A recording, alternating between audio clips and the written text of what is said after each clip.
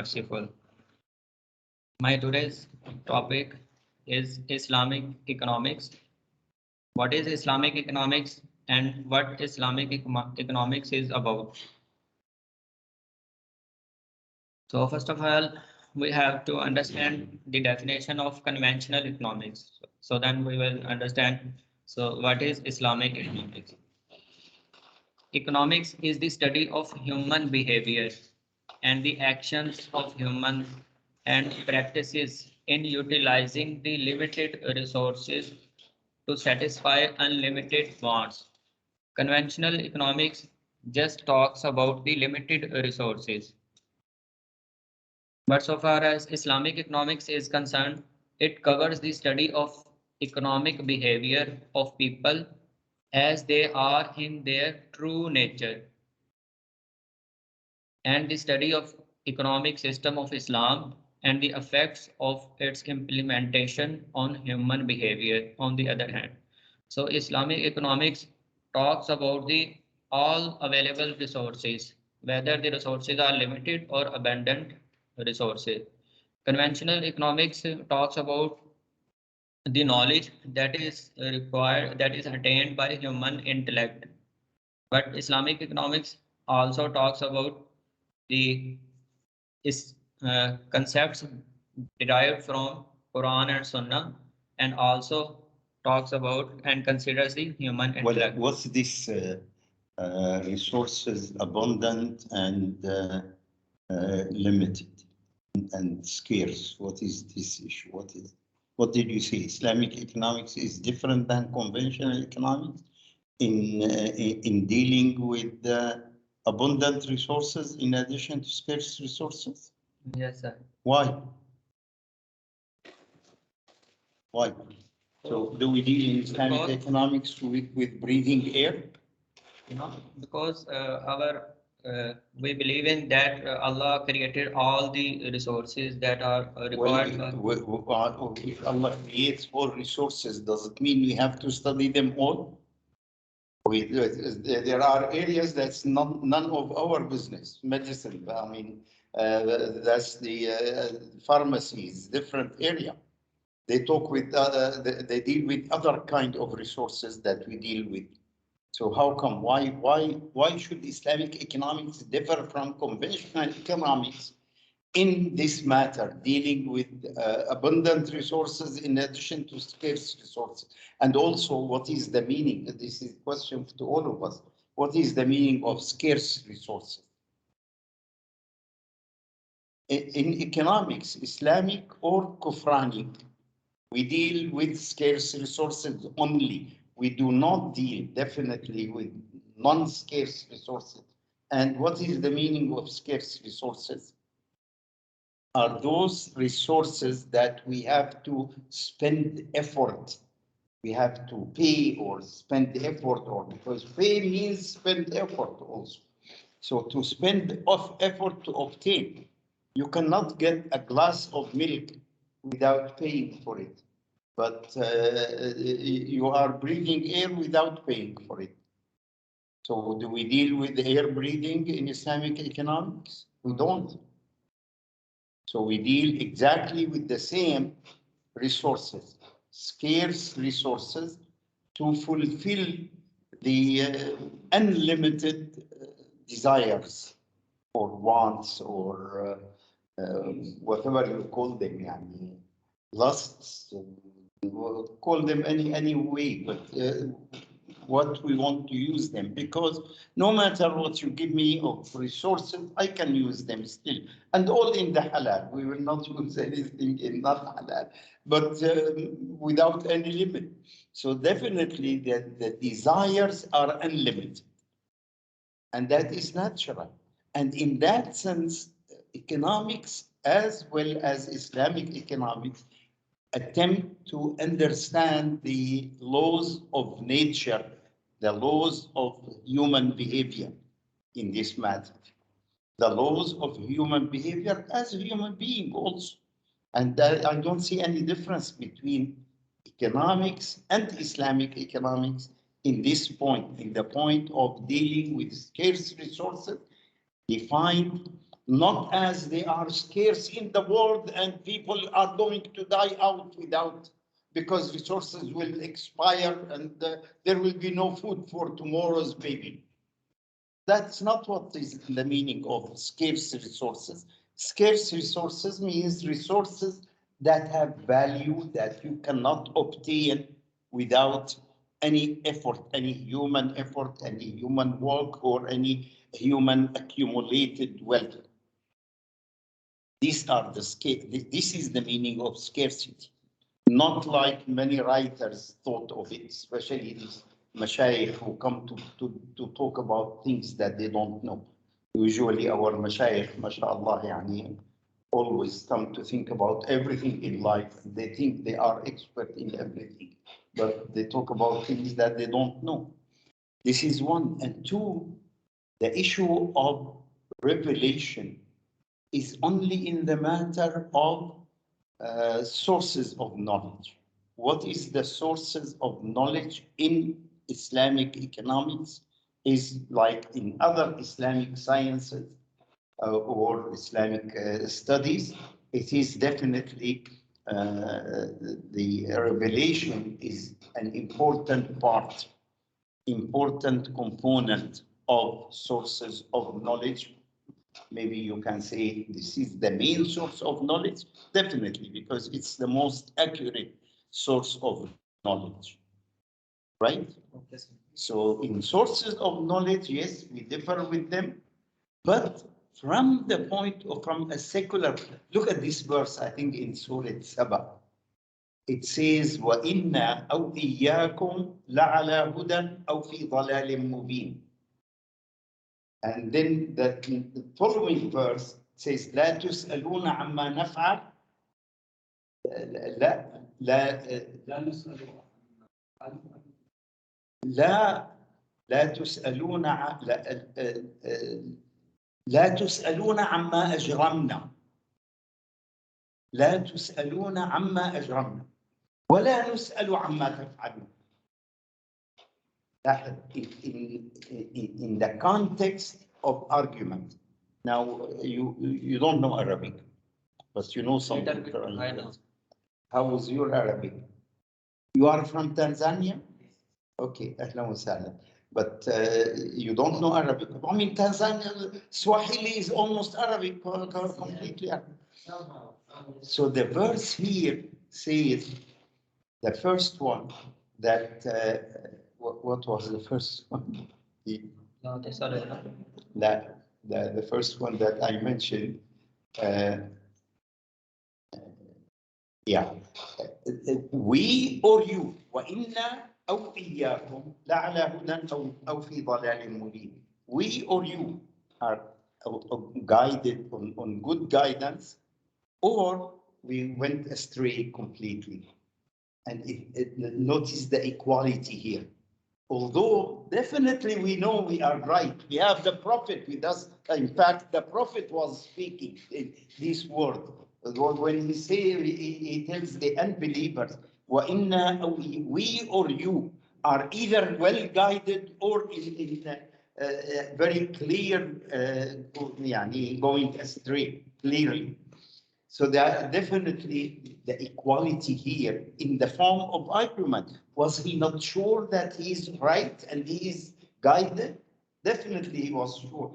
And then definitely we are sure we are guiding. But in the form of argument, we put ourselves equal. So in the form of argument, what are we? Aren't we the same in matter of إن السمع والبصر والفؤاد كل أولئك كان عنه مسؤولا? Aren't we the same in the matter that relates to observation and analyzing observations and understanding them well, using all our tools of observation, السمع والبصر والفؤاد, hearing, seeing, and rationalization, all together. So we are equal in that, but we have the edge, the advantage of also the revelation. We are guided by the revelation. We take it as a source of knowledge, in addition to all means of knowledge that you have and that you thought they are right, and we agree with you, they are right.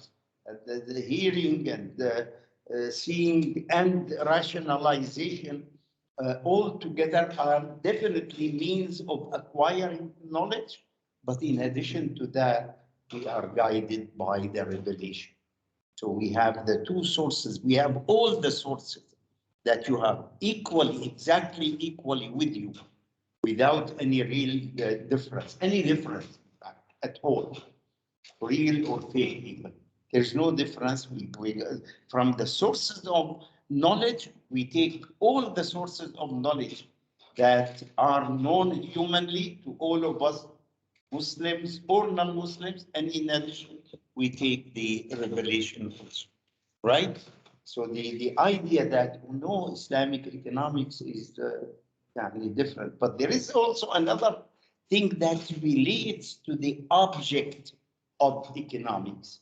In Islamic economics, we study also the system, Islamic economic system, and the effect, means and effect, how to implement it, and what's the effect of its implementation. That you don't study in conventional economics. Yes. About the scarcity of resources.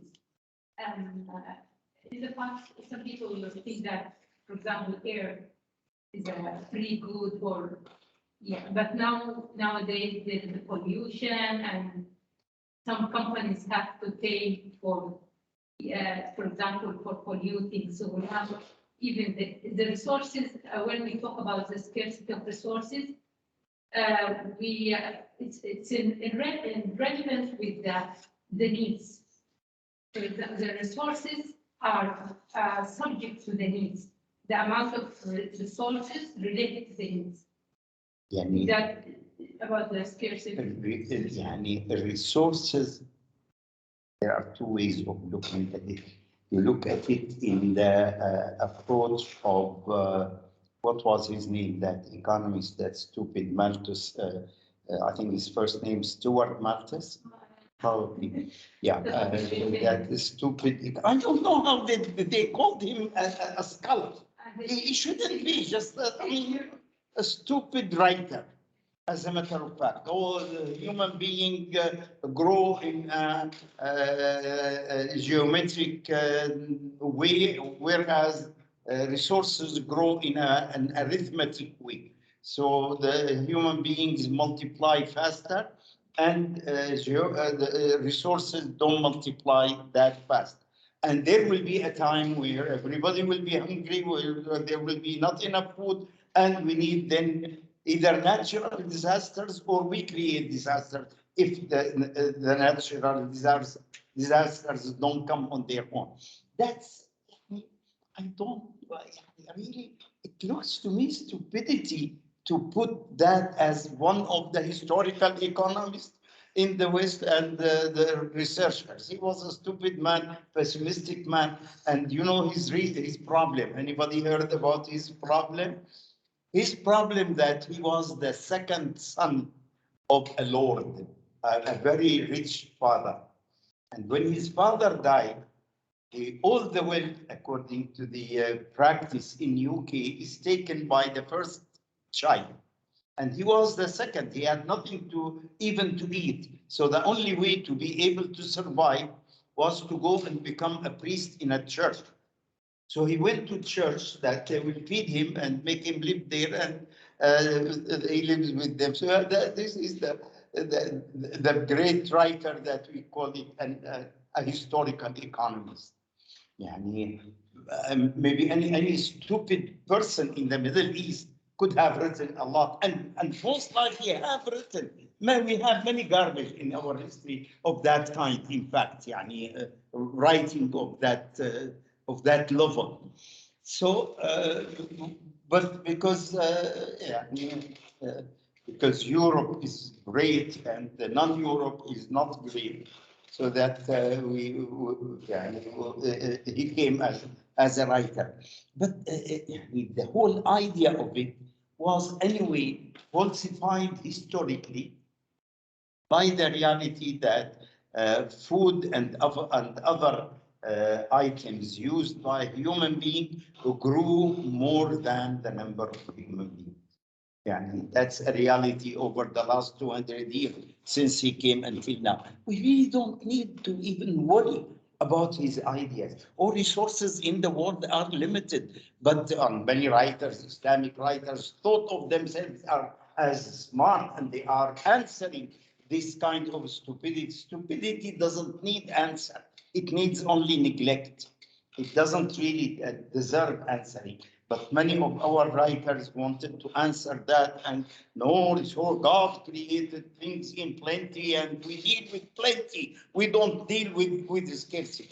No, we are not afraid of that stupid writing, or we don't need even to answer it. It's simply that the reality showed that with the human effort, resources are multiplied also, are increased. We are finding technology helps us make better use of everything around us. And technology is going to go even further. It's not going to stop. Unfortunately, not many Muslims contribute to it now. I should say probably I am wrong. Many Muslims contribute to it, but Muslim societies don't contribute much. But there are many Muslims. Yani, you remember that hadith of the Prophet sallallahu alaihi wasallam when he said that said that God will spread this religion to the extent that there will never be a building or a house, whether made of mud or made of wool, that Islam would not enter it with the help of whether some people become demeaned and lowered, or some people will be glorified and praised. بعز عزيز أو بذل دليل. بذل دليل أو بعز عزيز. Whatever it is. So the idea here, yes, there are many Muslims in the West and they are contributing to technology, of course, many of them. And we know all these stories about Muslims that live in the West and contribute in the in countries where they could not contribute in their own societies, but they contribute outside to technology and to improvement of human life in all areas of science and research. So the resources are that God created resources in as many as needed for human beings and for other also creatures, not only for a human being, but also the chain of life that God created in this world is such that you use things from each other and you use resources that God created some creatures to serve some other creatures, especially for human being. God made us the superior being on earth that to which all other resources, including the living resources, animals, are made submitted to our use and to our ability to use them. So resources, yes, God created. There are many verses in the Quran. وَكُلَّ شَيْءٍ أَنزَلْنَاهُ بِقَدَرٍ. يعني limited and unlimited in that sense. There are limits, but there are no limits. They can grow all the time. But the idea for economics, yes, in economics we deal with scarce resources as defined in this way, that those resources that to obtain them you have to make effort to spend resources to obtain them also. Okay, please continue. Thank you, sir. So, the term economic alone may be sufficient to denote the first part of the study, and the prefix Islamic is just for convenience and clarity, although there is a difference in sources of knowledge and scope of analysis, because the only Islam among other religions describes the financial matters in detail, and the Muslims proposed and derived from the regulation. So that's why we use the term Islamic. So in other words, all religions, and in fact all philosophical ideas also, may have their own systems. But Islam, specifically among the religions, whether heavenly religions or others, Islam is unique in not only giving general guidance, which exists everywhere, but also giving a lot of details that allow us to draw the Islamic system in a way that is very reasonable and to a large extent also detailed. Examples of that are plenty. Of course, the easiest example is the prohibition of riba, how it is well defined in the Quran. It goes into all its applications then later in the ahadith and in the fiqh. And the Prophet ﷺ even gave example of what makes riba and what doesn't make riba in applying the verse of the Quran, the example of selling at two prices. That if you sell at two prices, then you have to get the lowest among them, or else it is riba. As the Prophet, فَلَهُ أَوْكَسُهُمَا أَوِ الرِّبَى. If you sell at two prices, say 100 cash and 110 payable after a month. What is the difference between them? Is definitely riba. Why? You can sell at 110 after a month, and that's not riba.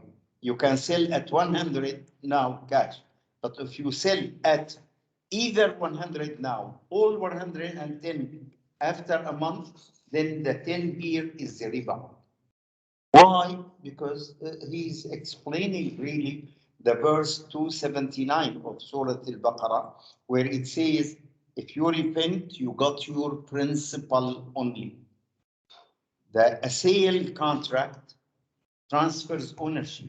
So you become owner, the seller becomes owner of of what? The purchaser becomes owner of the item that is sold, this telephone. And the seller becomes owner of what? The debt. Money is not paid yet. Becomes owner of a debt on the purchaser.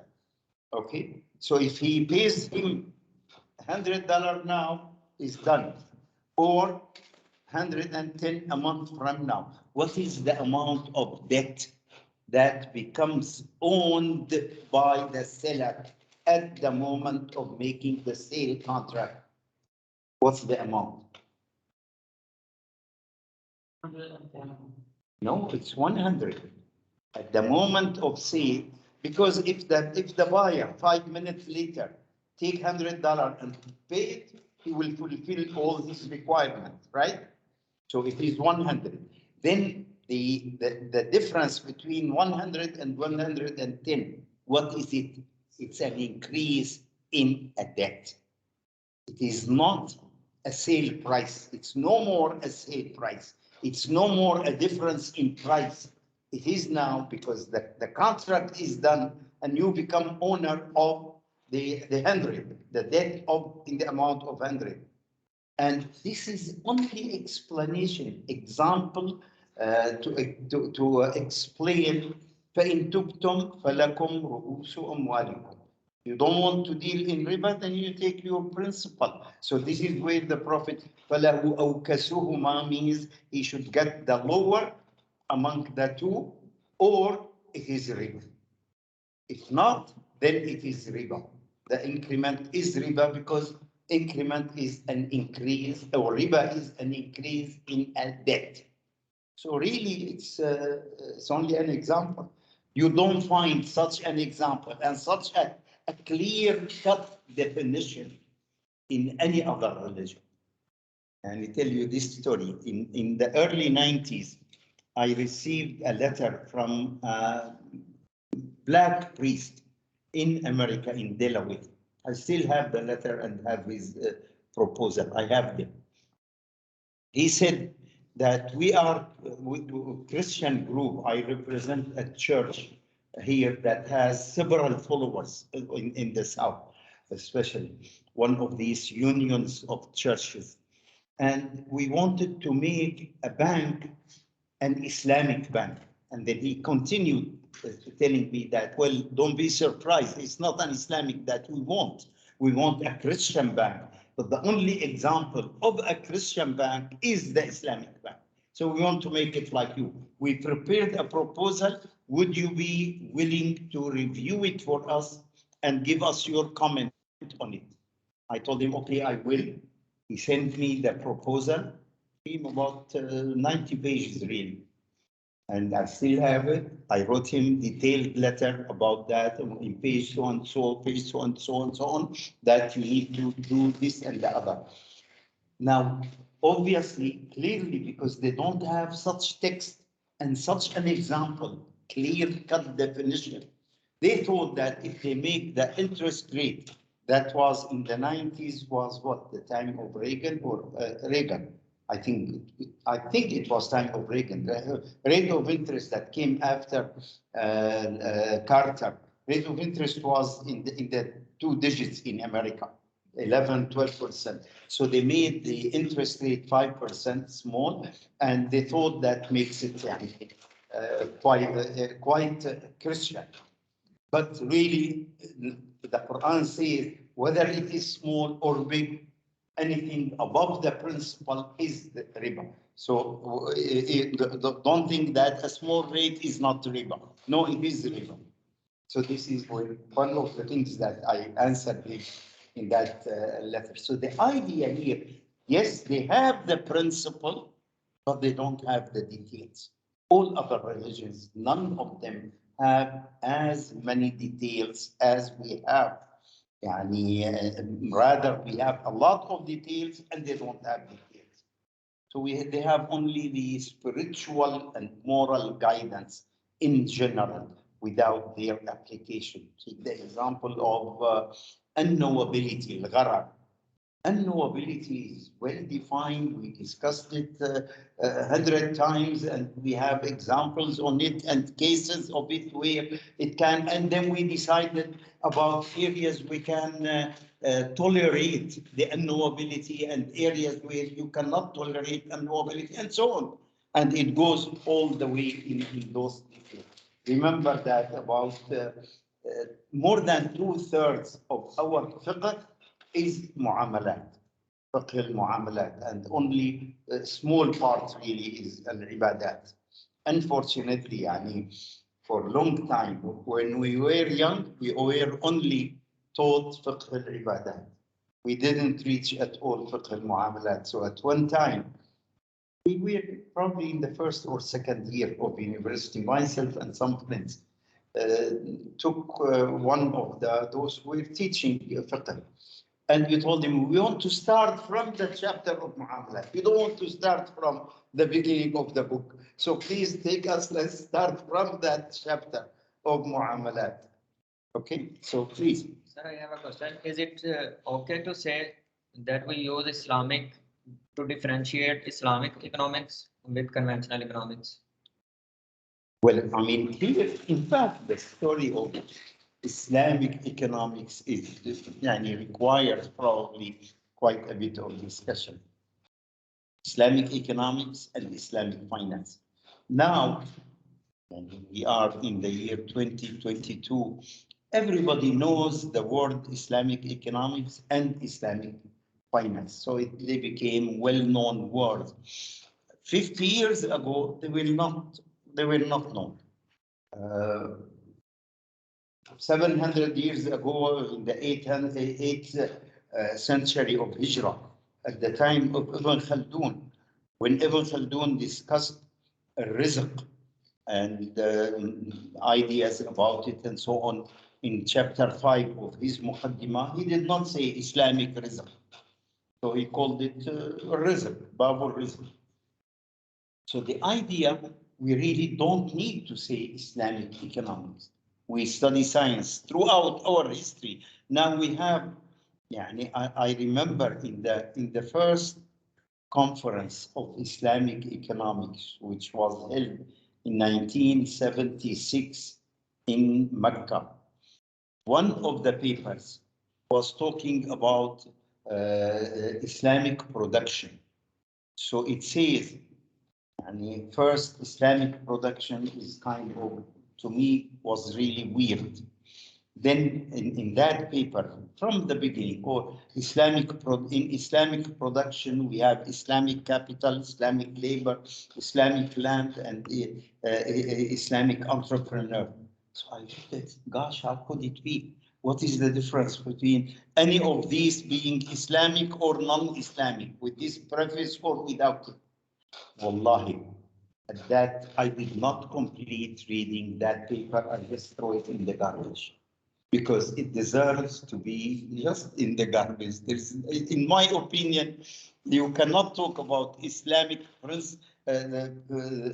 Islamic capital or Islamic labor. What is the difference? A labor is labor, whether from a Muslim or from a kafir or from whoever it is, or from a machine even. So a labor is a labor, or even from an animal. We put a female camel to run the get water from a well.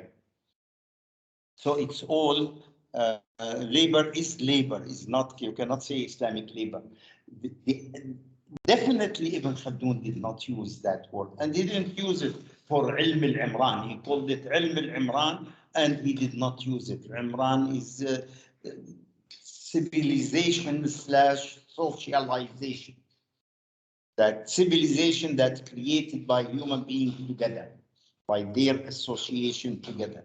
So he didn't call it definitely Ilm al-Imran al-Islam. We could have gone as economics without any prefix and study it and go on and say, okay, as we say it now, as we will notice that we will say it again, that, for instance, in understanding consumer behavior, what we are taught by most Western books, rather by all Western books that are written on economics and taught in universities, what is taught there is incorrect, is really does not really represent the human behavior, because it does not take care in the analysis of what people give as charity. All people give charity, Muslims and non-Muslims, in all societies.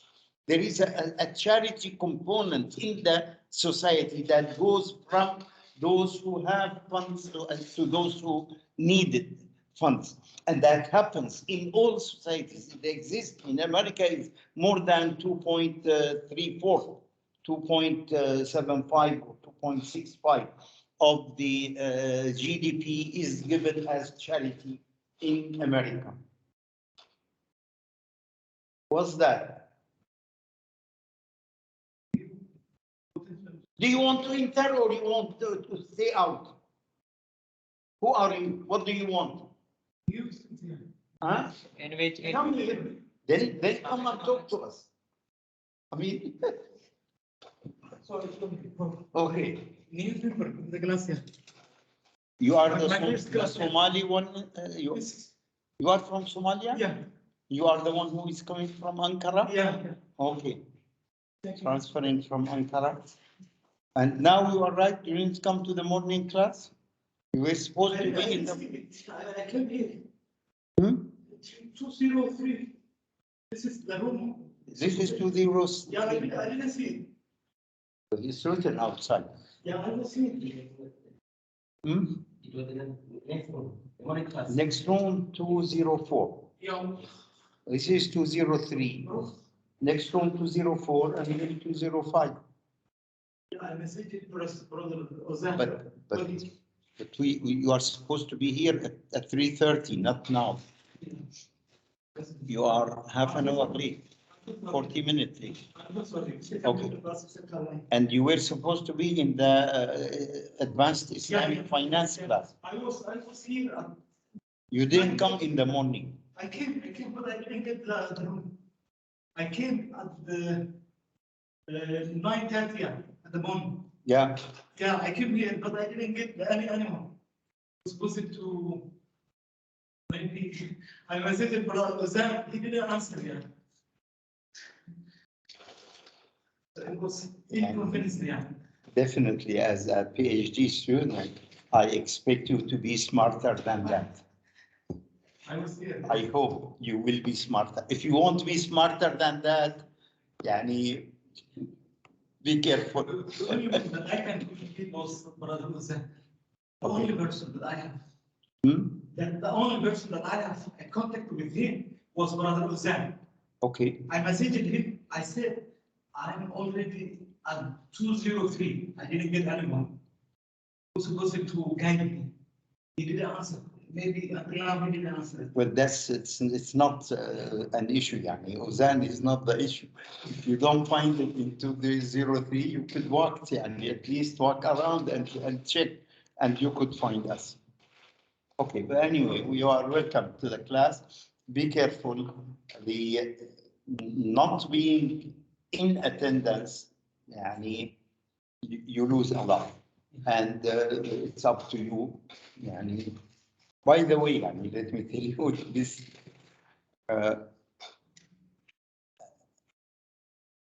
My experience in this university is only, this is my 7th semester. No, 8th. This is the 8th. So the 4th year, I'm completing the 4th year in this semester. And I've noticed that it's okay to remove it. Isn't according to new instructions, you can remove that. Yeah, these are the new instructions that, okay. So I noticed that the comprehensive exam for the PhD is not to my satisfaction, at least put it this way. So the exam in this class, because the PhD you are going to get is PhD in Islamic economics and finance. And this is the Islamic economics, and the morning class in this semester was the Islamic finance. So if you don't make excellent in these, honestly speaking, you don't deserve to pass the comprehensive. But the comprehensive is, to me, is really not that strong. So I did not believe in it. This is why I am making the exam in this class being the comprehensive exam. So in fact, in this class and in the advanced Islamic finance class, passing them is what was going to be not easy, but of course, if you study well, you will make well. But if you are halfway, you will not be able to pass. So please, in the future, at least, what's your first name? Adnan? Abdul Nasser. Abdul Nasser. Abdul Nasser? Why Abdul Nasser? That's a better name. Okay. He was a dictator, yani, a bad boy. Isn't really a good one. He was the one who destroyed the Arab personality. Arabs were more proud of themselves, and he's the one who made every one of them to cheat on every other, and also to spy on every other. So he made each one to spy on every other, and even brother on his brother or sister. So, and he is the one who introduced also these human degradations in prisons and physical hitting and all these things. Before him, there were no such things in any of the Arab prisons in the recent life. In ancient, there were a lot, but in the recent life, they did not exist. And he's the one who introduced these. Yeah, I mean, that's a kind of personal or political animosity. That's a different issue. But the real thing, I think, is to distort the Arab mentality. And that's what made us then not able to succeed. Our plan also are Nubian. Immigrated the Nubians, separate the Nubians, and the Nubians are in the center between, in the borders between Sudan and Egypt. Actually, it was a territory within the Turkish. In the past, there were three crescents. The governor of Egypt, the governor of Egypt, Nubians, and Sudan. So Abdul Nasser built the dam and immigrated the Nubians far away from their homeland. For them to migrate. The Nubians of Sudan, we go to the east, far, far away, miles away. Anyway, so he wasn't really. The Prophet sallallahu alaihi wasallam, when a man came to him with a bad name, he changed it for him. But on the other hand, the Abdul Nasir, Allah is a Nasir. So it's not an issue here. Okay. So next slide is why Islamic economics. So religion talks about all aspects of human behavior, and the economics talks about only economic and material aspects. So the scope of the religion is comprehensive than economics. Religion talks about the effect of economic actions on hereafter. So economics talks about on this worldly effect. Like we as a Muslim, we are answerable we have to answer 5 questions. So where you spent youth, where you spent your life, how you earned your wealth, and where you spent your wealth, and how you acted your knowledge.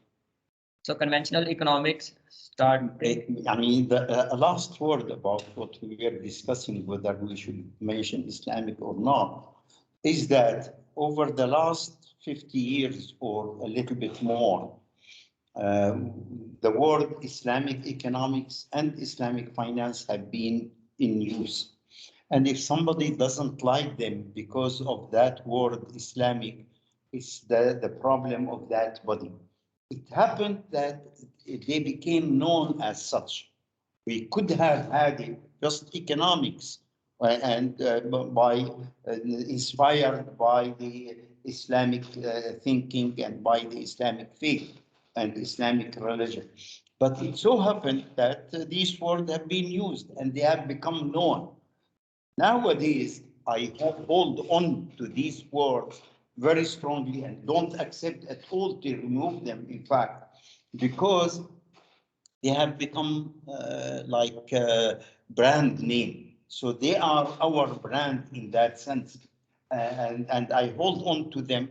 Those who don't like them, it's only their prejudice. If they don't like the word Islam in it, well, it's their problem. It's not my problem. It so happened that over the last 60, 70 years, we Muslims and Muslim scholars are those who brought these ideas into the world and revived them and discussed them and so on. So those who don't like them, it's their problem. We still call them Islam, and you don't accept to remove the word Islamic from it, whether Islamic finance or Islamic economics or Islamic banks also, or Islamic banking. So those who don't like it, it's only a prejudice out of them. It's just a name. It doesn't give anything other than a name. And the name became that way, but does not mean at all that it is limited to Islam or to Muslims, or the ideas, the content of it are to all human beings, not limited at all by religion on either side, on either way. Okay, so continue, please. What is the next idea? Let's discuss these. Yeah. Yes, internal institutions is the new. Okay.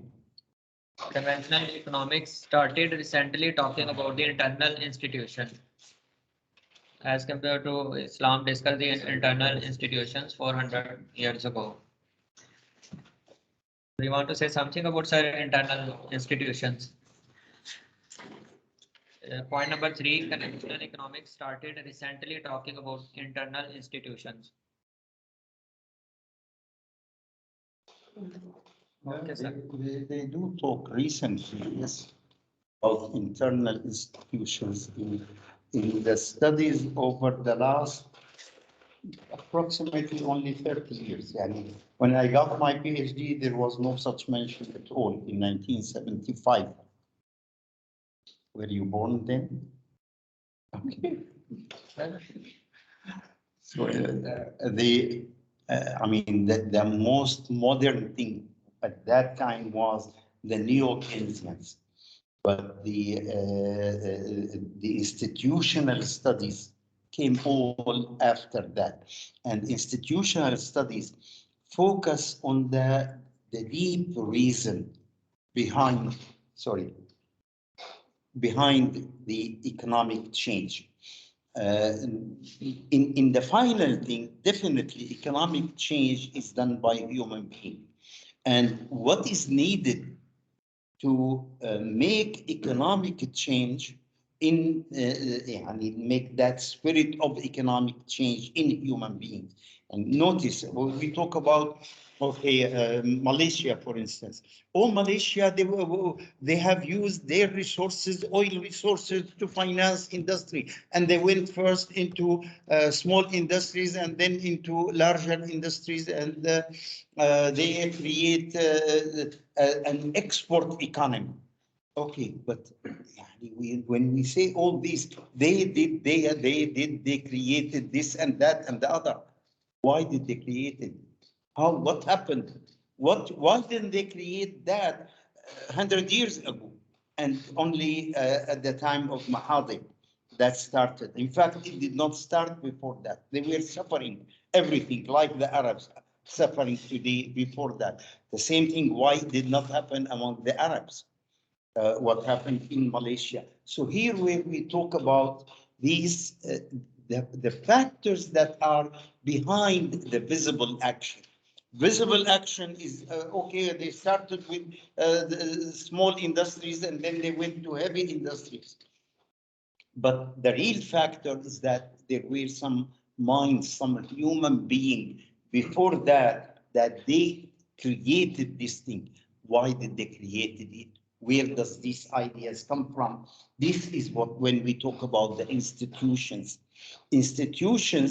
some of them are external and some of them are internal, but those external institutions are created, in fact, by the internal institutions. So if we can change internal institutions, then we can create the external institution. Take an example, which is a historical example and a real example.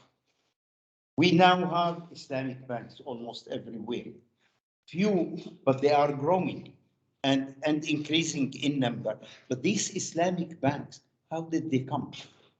Okay, 50 years ago, for instance, in the early 70s or in the 60s and in the 50s, there were writings. And I remember in 1986, a writing came from an economist in the Central Bank of Saudi Arabia, which is called SAMA, Saudi Arabia Monetary Agency, that interest, though prohibited, but it is a necessity of life and we should live with it, and this is the normal thing. Before that, also in early meetings of OIC Fiqh Academy, the late Ma'ruf al-Dawalibi, rahimahullah, who was at one time prime minister in Syria, and he was also a scholar, professor with PhD in constitutional law, very great person, as a matter of fact, and very Islamic also. At one time, he was one of the top leaders of Al-Ikhwan al-Muslimin when Ikhwan al-Muslimin was established in Syria in 1943. He was one of the top leaders. Then he left them and went to another party. But he was a well-known Islamic person. He became prime minister twice. Now, he wrote a paper to the OIC Fiqh Academy, telling the OIC Fiqh Academy that interest is prohibited, yes, but it is a necessity of life. We have to live with it. We have to change our ideas and accommodate it, and that should be okay. So how come Islamic banks came? They came, in fact, against the existing laws in all Arab countries. And without any exception, they came with a special law in violation of the existing law as an exemption from these laws. And they started in Arab countries, they spread to other countries anyway. So these Islamic banks, by how come they came? They came by two things. One, writings that, well, we can do it, we can make financing this way or that way. What is prohibited is not financing, but financing in one way, which is loan for increment. That is what is prohibited, but financing is not prohibited. This is one. And the second thing, so these writings that started, and the second thing, those few people that were convinced, few rich people who were convinced of these ideas, and they put their money where their ideas were. So they put their money and they took a lot of risk, no doubt about that. The late Muhammad al-Faisal, the son of King Faisal, Prince Muhammad al-Faisal, was definitely a person who was a main person behind Islamic banking existence. He established the first Islamic bank and the second, etc. And then the other one, Sheikh Saleh Kamil, the late, again, Saleh Kamil. I remember just 2 years ago, just before this shutdown and everything, we were in the bus with my wife going to make a visit in Bashar Shahir here. We went in the bus. Sitting in the bus, my telephone rang, and on the telephone was Sheikh Saleh Kamil, just about maybe 3 months before he died, rahimahullah. He told me the following, wallahi, almost exactly. Monzer, Islamic banks have went astray a lot, and they have deviated from the basic principles that we discussed 40 years ago. And you are one of those early ones. Is there any way that we can sit down and discuss how can we bring them back to be truly Islamic as we planned them, as we wanted them at the beginning? Inshallah, that was a repentance for him. Inshallah, God accepted him in that. So we, in fact, I told him, okay, we agreed to make a meeting in Cairo or in Tunisia at that time, just about 2.5 years ago. And then he died within 3 months after that. So the idea here that these people, Saleh Kamil and Muhammad al-Faisal, put their money in implementing it. How did that come? It came from the inner change, right? The inner change that started with those writings, and then those writings reached these people one way or the other. And then they decided to take the venture in creating the early Islamic banks. I remember Ahmed Muhammad Ali, the president, past president, founding president, call him. Now we have bad guys, it looks there. I heard. I worked in IDB for 15 years, okay, and he was president. I also know personal things about him that make me really praise him and think he is a great guy, still alive. So the Ahmed Muhammad Ali, he was at the early years of establishing the Islamic Bank, almost shaking out of fear of failure. We don't want to make this experiment to fail. We want to protect it because this will carry a future for the Muslim Ummah, and you think that was not there. He was president only. He didn't put his money there, but because it wasn't private bank. IDB, Islamic Development Bank, is a bank contributed to by Islamic government, Muslim government, members of the OIC organization. So the idea here, Islamic banks came as a result of this change in the hearts of some people, right? Writers, and then people who have some money and they put their money there. And with that change, no more. Now, nobody can talk that, oh, interest can be tolerated. Here we showed you, here is a way that you can do, you can achieve the same objective without interest. So why do you need interest? Why are you arguing about interest? In fact, this article, which I had at that time, unfortunately, it is lost. I don't know where it is. Probably it exists somewhere in the records of IDB, but I don't have it. I was asked by Ahmed Muhammad Ali, the president of IDB, in 1986 or 87, to reply on that article. Someone from the SAMA, his name, Dr. Ibrahim something, a Saudi. So I prepared a reply, and the reply was published in the name of the bank, not in my personal name, but it was my reply. It's lost now. I don't have it. But the idea here, the change in the inners of some people brought the change in real life. Create physical institutions called Islamic banks.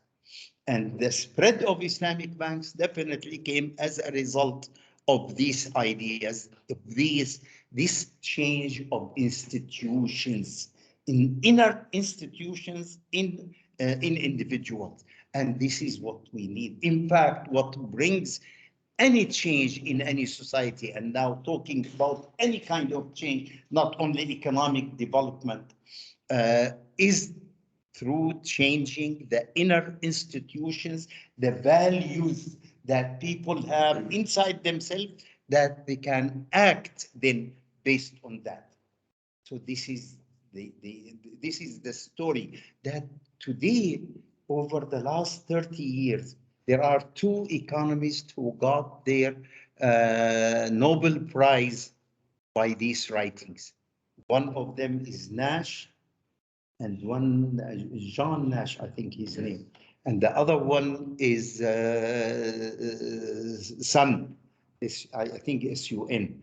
His name, originally Indian, but he was in Harvard. Again, died. I don't think Nash died. I think most likely he's still alive.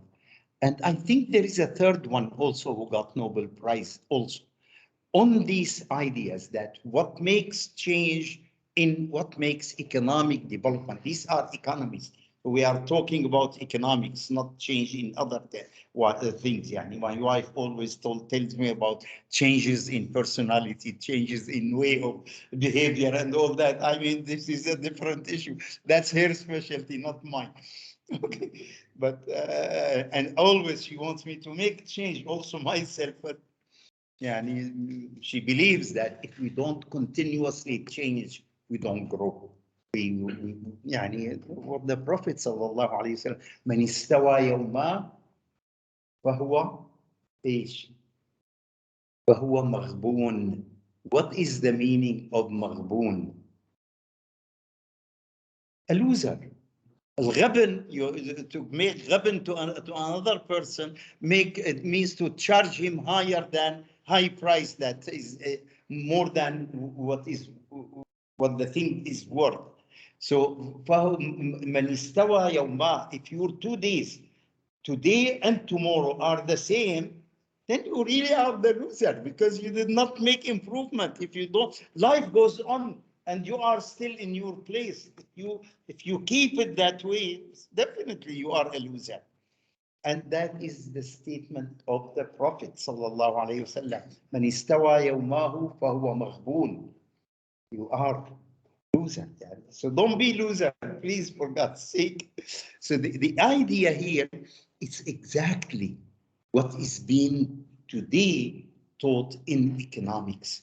Now you look in intermediary books of economics about models of development and growth, you don't find that, because they are still, it takes half a century to reach the intermediate books, these new ideas. But in fact, what makes change then in Malaysia?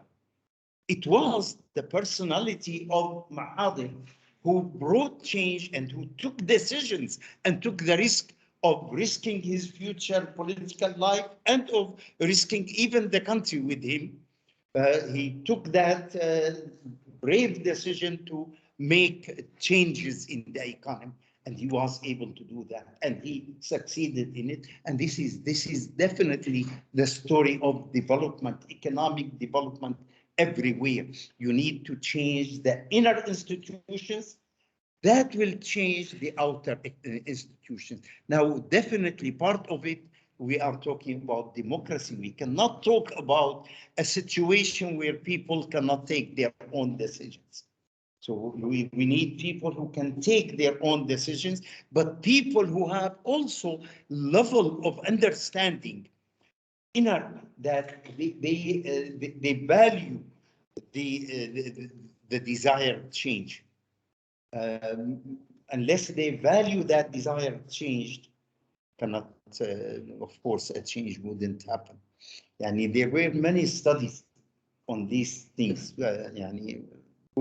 Some of them will come with us when we discuss development, but the past focus of economic models that, oh, you need capital and you need labor. Oh, of course, you cannot produce a telephone without capital and labor and technology and whatnot. But the idea of let's make a factory to produce this is what matters. This is really what creates it, not the factors of production that we got.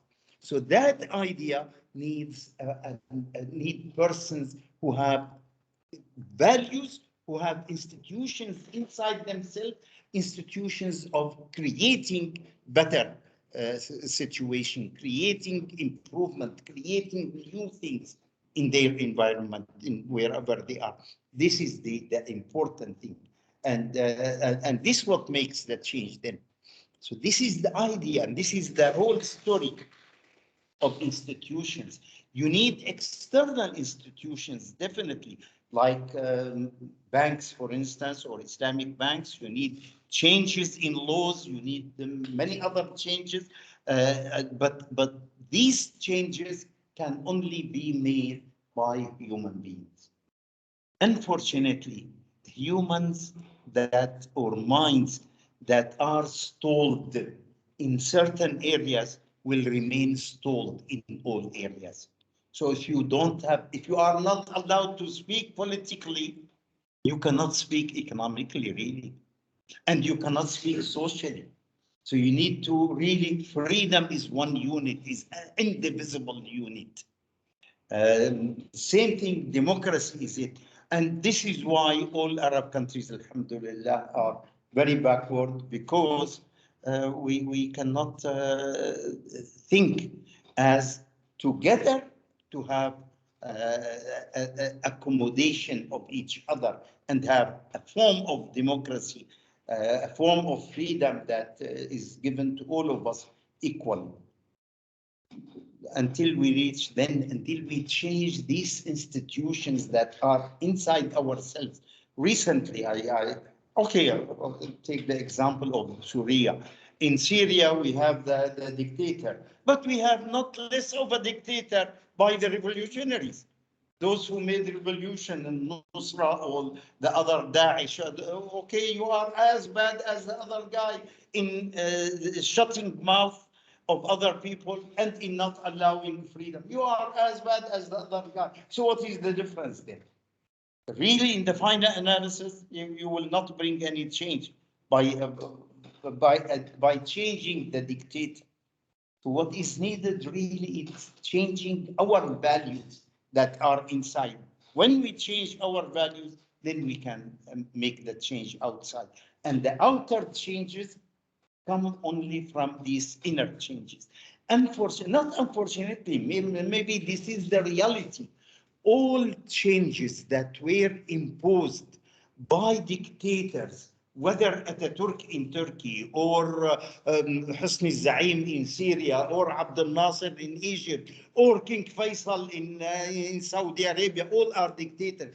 All changes that were imposed by dictators were not to the benefit of people. For instance, they thought that the old practice of awqaf in Syria and in Egypt was corrupt. Yes, it was corrupt. But they created a new law of awqaf that doesn't allow anybody to make any awqaf.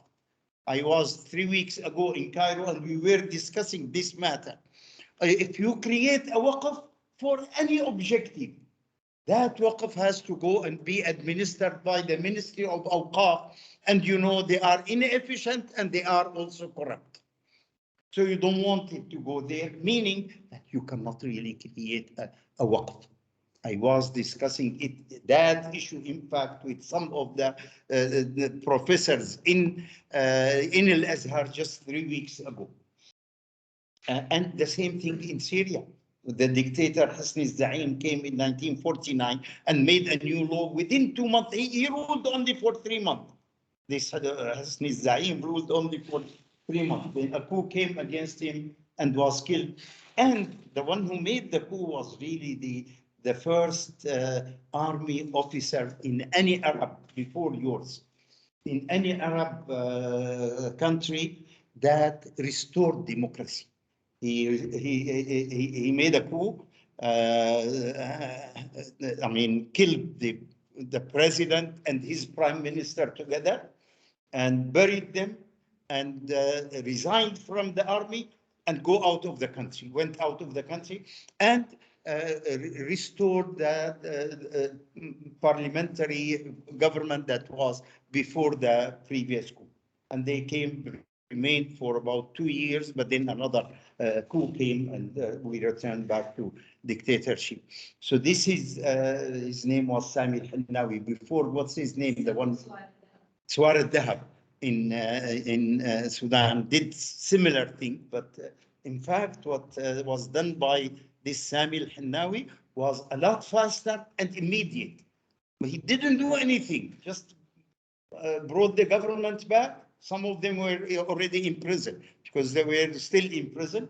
So he just brought them back to take the country, and he left the country, resigned from the army, and went and lived in Beirut. But then one of the relatives of the previous one assassinated him in Beirut, was killed later.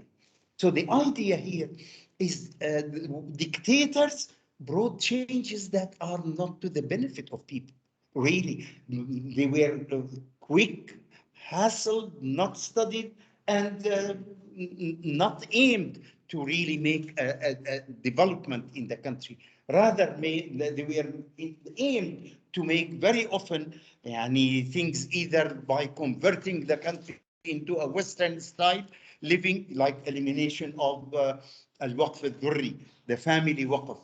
Both in Egypt and in Syria, they eliminated family waqf, but they reinstalled it in America 100 years ago, at the time that we eliminated it in our countries. In America, there is family waqf. Now, I made family waqf myself, so that anybody can make family waqf. So we need open mind, we need tolerance, we need acceptance of others, we need ability to co-live together. Politically, definitely, America is a lot more diversified than any other country in the world. But in Iraq, we made a special country for the Kurds in the north, and then we need another country for the Zoroastrian, and need a third country for this, whatever they call it, what are they called, this group that were really hit hard by Daesh? Yeah. No, not Shia. Oh, yeah, and another for Shia, and even the government has to be assigned so many ministers for Shia and so many for Sunni. It's only in our country because we don't have that tolerance. Yet America is a lot more diversified, has more divisions. divisions between themselves, and they are able to work together because of that idea of we can tolerate the understanding that we can tolerate each other. And when a man came that could not do that, he was really kicked out, and hopefully, and he will be kicked out very hardly also. Okay, go ahead. Faith has a quantum effect on economic behavior. So the countries where wine is not prohibited, so their loss is more. The loss of time, loss of wealth, and loss of property is there as compared to the countries where wine is prohibited. So we have already discussed about the religion prohibited interest. So Islam has guidelines in detail. Or religion. Okay, take the next slide, and even Scope the of following economics. one, we This discussed we that. also have done. Economic differences. Yeah, Next. take the next. Ibn Okay. Khaldun. Yeah, okay. Tell us a little about Ibn Khaldun, although we discussed it also. Yeah, I think the Asr was called for, right? Yes. I was speaking, didn't hear it. Okay. So American President Ronald Reagan mentioned the economic model of Ibn Khaldun in his inaugural speech and intended to follow the Ibn Khaldun methodology to increase the supply side of economy for removing recession and underdevelopment. Is this a praise of Ibn Khaldun, or this is a degradation of Ibn Khaldun to be mentioned by an American president? I don't see it a praise of Ibn Khaldun at all. يعني, so what? Who's Reagan? يعني he's an actor anyway. He's no more than an actor. But he's the president of America. So,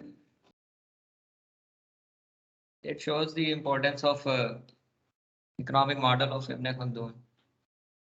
and the economic model of Ibn Khaldun really has two aspects.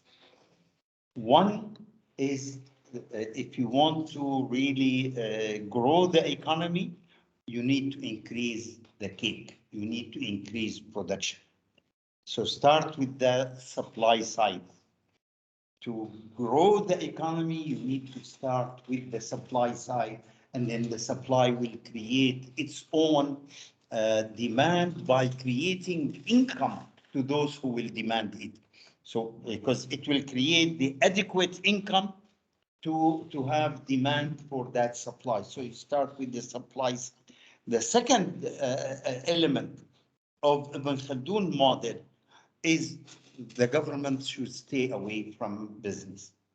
Don't take any business, any sharing in business, any contribution to business directly. Remain as a regulator, as an observer, as an encourager, but not as taking part of the business, because that makes your hands similar to the private hand when you take part in the business. So don't take part. Government should stay away from taking any part of the businesses. You don't need to be always looked at as profit seeker as a government. Better be only observer, regulator, then your words will be accepted everywhere. So this is the Khaldunian model of economics.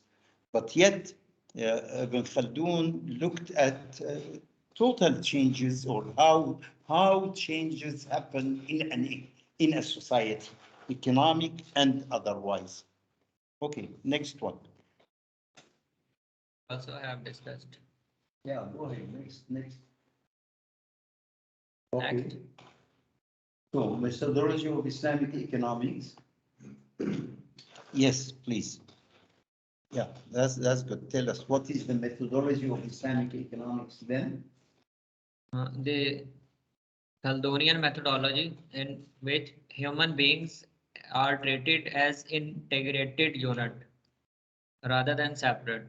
So studies human behavior as a human Then adds cultural, religious, and environmental and social influences. And here, I mean, let's take an example from the consumer theory. A human being definitely gives to charity. Why all economic books in consumer theory don't mention charity at all? You don't find it in any, when you discuss consumer theory, you don't find any reference to charity. Only recently and in special schools. We have a school in America, in Indianapolis, in fact, it's called IUPUI. The Indiana University, Purdue University, Indianapolis. These two universities agreed together to create a third university, which is this a third university created by these two. But this university is specialized almost all in charitable studies, in studies of charity. And it gives up to the PhD. I lived in Indianapolis for 6 years, and it was at that time when Tijani Abu Jdiri, rahimahullah, was there, and Awad, he was with him, helping him, and yani many others. Malik al-Badri came to us at that time, rahimahullah. Many of those Sudanese, yani this is one of our dearest brother. Tijani Abu Jdiri from Sudan. I think he was from Ubayyad originally, probably, not from Khartoum itself. And so he was with us there. Then he died, I think, in 1979 or 8, before the 80, definitely, in a car accident in Sudan. He was going from Khartoum to somewhere in Al Jazeera, so he died in a car accident there. And so the idea here that this university is bringing something new in studies of charity, why people give charity. Is it not worth that charity giving should be part of the consumer theory? We should understand the consumer theory in a more realistic way, where we have element of charity also in it. And probably we need to study it on both sides, on the giver and on the recipient. We will try to study it in our course here on the giver side. Consumer theory with charity on the giver side, but I think we need also to study it on the recipient side, because of course when charity is given by some, it is given to somebody else. The effect of charity in the society on all grounds. Notice zakat in the Quran says وَالْعَامِلِينَ عَلَيْهَا. So part of the spending of this charity, part of it is for employees who work in it. So what is the effect of that again? All that need to be studied really. Now this school of charity, school of charitable studies in Indianapolis, give master's and PhD degrees in addition to bachelor's. So they have the 3 programs: bachelor's, master's, and PhD in charitable studies or charity studies. So only recently, only in the last 30 years or so, yani the school itself is new, is less than 20 years old. I remember in the early 2010 or 11, I visited that school. I lived in Indianapolis in between 75 and 81, and I don't remember it. The school was there at that time. The university was there, but the school of charity was not there. And the school of charity itself is newer, much newer. So anyway, but what is taught in economics is different, is lacks that part of realism. Is it not a reality that all people give to charity? Even poor people also give to charity. So we need really to understand it in order to understand the human behavior. How do people use their resources? And lack of understanding it makes our thought of the human behavior incomplete. So this is as an example only where we take the human body, the human being as a total. We don't dichotomize it and say, oh, this is not related. It is related. We don't need to study it. We need to study its effect, its interaction with the economic behavior. Of course, it has, yani, a person who is in love, for instance, or a person who has hatred in his heart. His economic behavior will be different. But we need really to understand that in economics, unless we understand it, we won't be really making justice to our knowledge. In other words, that dichotomizing, this approach of dichotomizing human being in the Western economic studies is not really a better approach. Rather, the Khaldunian approach is to look at the human being as it is. And then some of the Islamists, they want only to study it as Muslim behavior. Well, why? Study human being first. Isn't Muslim also a human being? And then add religion. This is again the Khaldunian approach of study. Study, try to derive, to understand the laws of nature. Sunanillah fil kawn. The laws of nature in life, in human being, and in human economic behavior. Once we understand these, we can add then, and we can understand why there are changes when you change the mentality or the religion of the person. We can understand then the behavior of, say, Abu Bakr, for instance, Siddiq, when the verse came that ولا يأتل أولو الفضل أن يؤتوا أولي القربى واليتامى والمساكين, and he prevented the charity he was giving to a cousin of his because of what the cousin said, and what he said was very bad, again, of course, against Abu Bakr and his daughter, very bad, but yet to get a reward from God, he returned that. So this is economic behavior motivated by the change of mentality, by the verse that changed his attitude toward it. So he returned that charity he used to give and maintained it for him. So again, add the elements of religion, of social effect, of tradition, and all that after you understand the basic fundamental laws of nature. And of course, the sources are definitely observation and revelation. We don't leave revelation. Revelation is a main source of understanding, and revelation comes not only in the Quran, it comes also in the Sunnah. يعني إنما هو وحي يوحى. So everything in the Sunnah is also, in the correct Sunnah, is also from the Prophet sallallahu alaihi wasallam.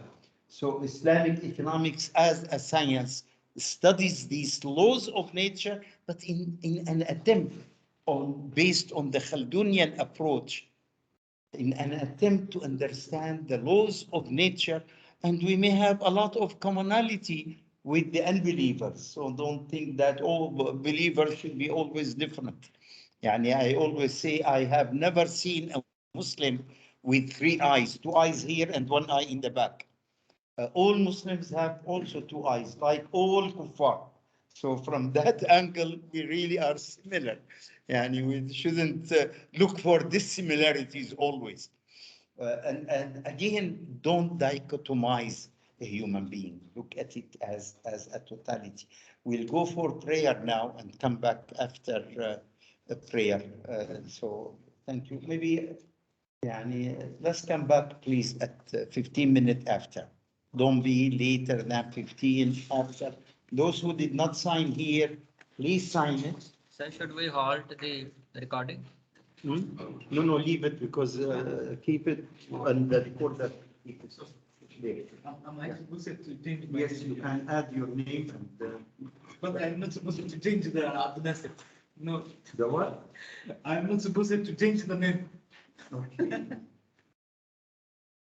دكتور سبحان الله امبارح جات لي رسالة عن واحد بيتكلم إنه كان ماشي مر المقابر وكان في بلاد بعدين في السودان وقام قال الناس يشيلوا وجودهم لأن المنطقة تحت المشكلة فجاء في واحد يحفر وسبحان الله طلع هذا يوم الجسمان شكل فوقفت قال هنا ممنوع إنه تسفك خلاص إذا لا ده ما جسمان ده جسمان جديد هنا ومدفون له 7 سنين لكن سبحان الله لما مررته كانه متوفر فطلع جسمه كثير سبحان الله والله سبحان الله قال يعني الراجل بينه انا عايز سياقه اللي مكتوب فيها الجامع الكبير فسبحان الله قال الراجل ده رغم الحادث ده لما حصل قال مكتوب له 7 سنين الراجل يقدر صدفه طلع واحد جنبه قريب قال قريب وده مشوف في يده السماء لما طلع الجسمان يعني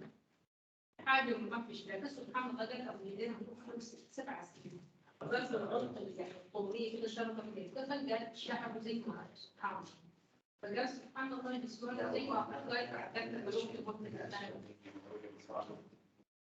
عنده بعض الأشياء خاصة جدا. القلب لله. سبحان الله كان عزيز جدا. سبحان الله Now we continue. Yes. So, you sure you are in this Yes, that's true. I don't do Islamic. Yes. But I have simply this question. How did you register for this? Yes. Or at least in the other countries? Of course, I will be listening to morning class, but Where did you register? yesterday. Or you saw service? Yes. And you did not check the exam? Yeah. You only registered online? Yes. So you are graduating masters from the school itself? Yes. And you registered? Tell me you are welcome. I welcome you. I have no problem. I don't want you to find yourself because in our class meeting, the student came and then she found herself that she is not in that class. In the master's class.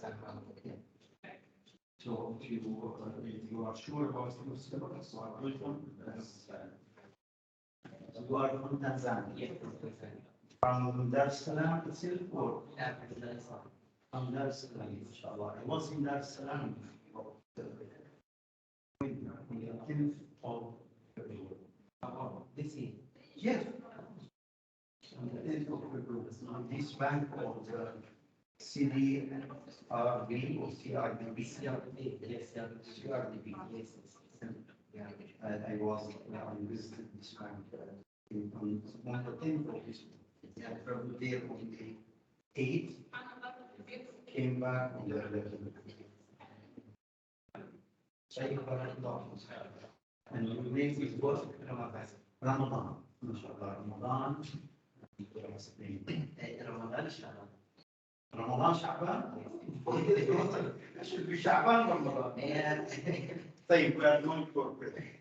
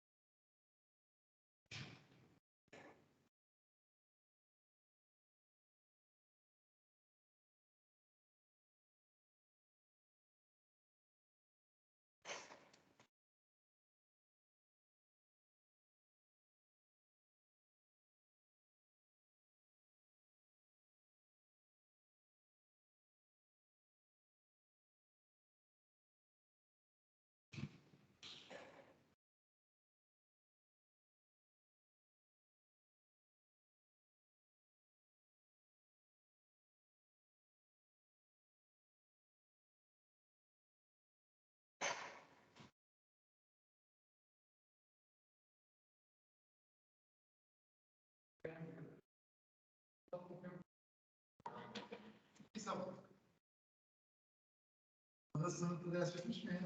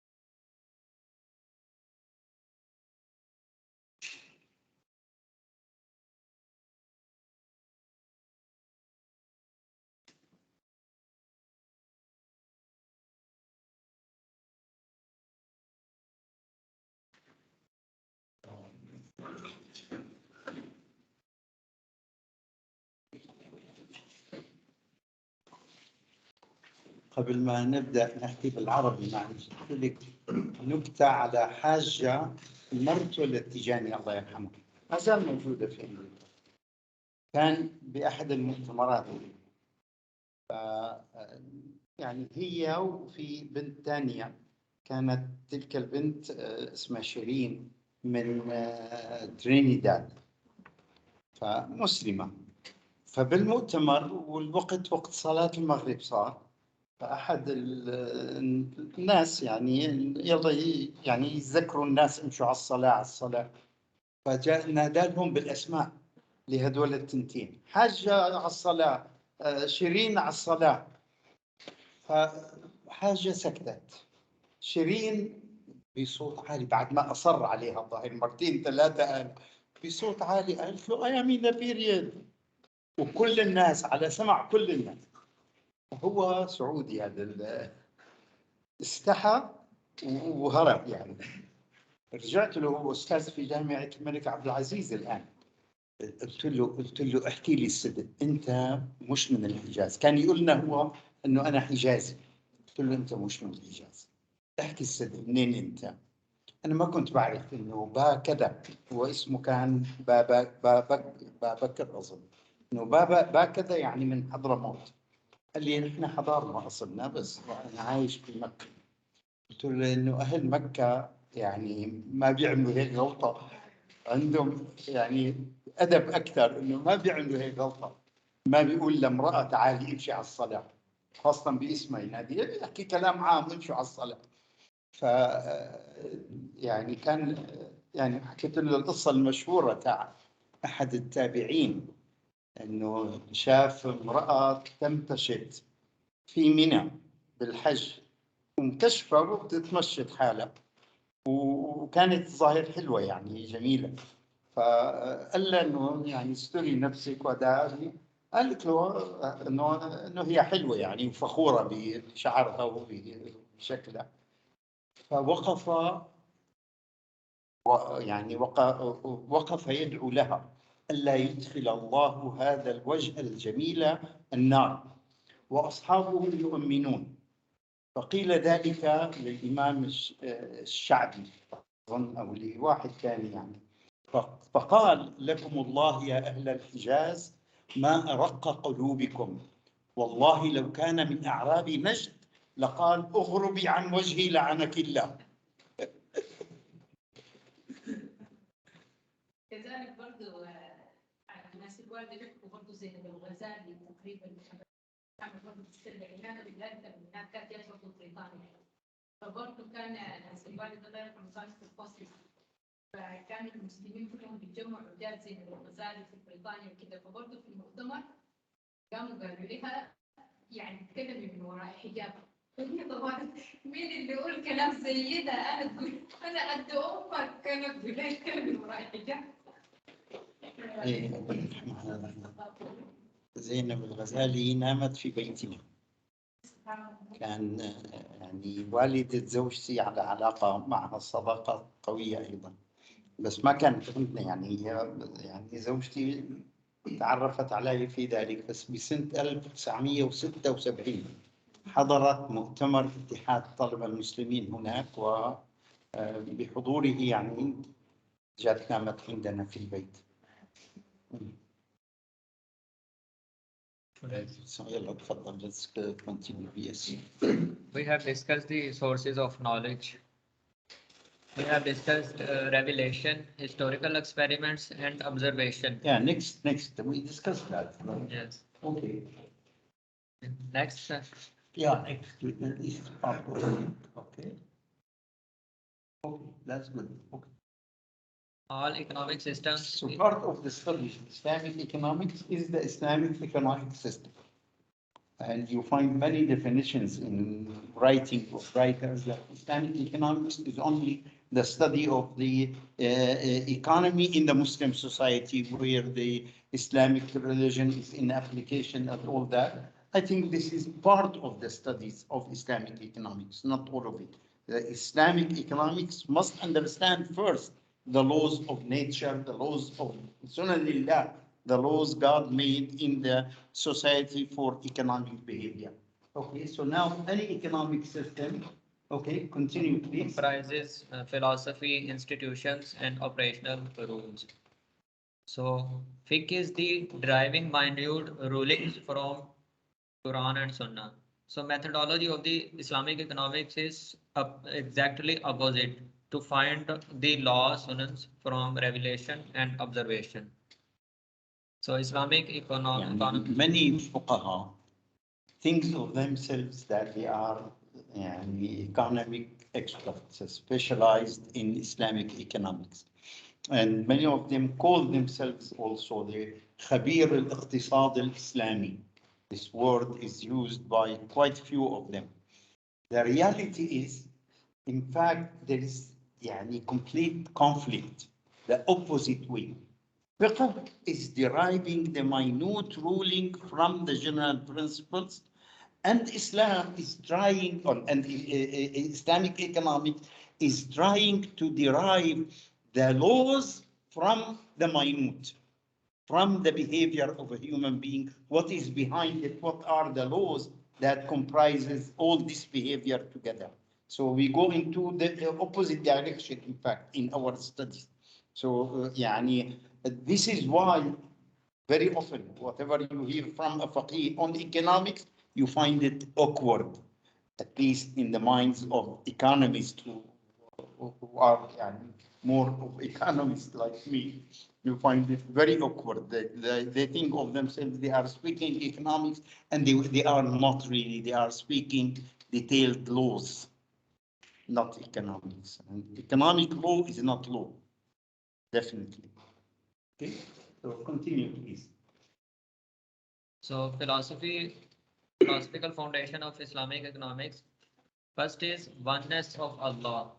So here all human beings are created equally. So there is no privilege of one person on another person. So Islam believes in universal brotherhood. All humans are like a teeth of comb. So accountability on the day of judgment. So we have discussed the 5 questions will be asked on the day of judgment. Next. Yeah. So message main Prophet Muhammad sallallahu alaihi wasallam also guided on the about the economic matter. So this is philosophical foundation of Islamic economics. So vicegerency. So Allah made human beings as His vice. So made all the resources for human being. So man will use those resources as vice of the Allah.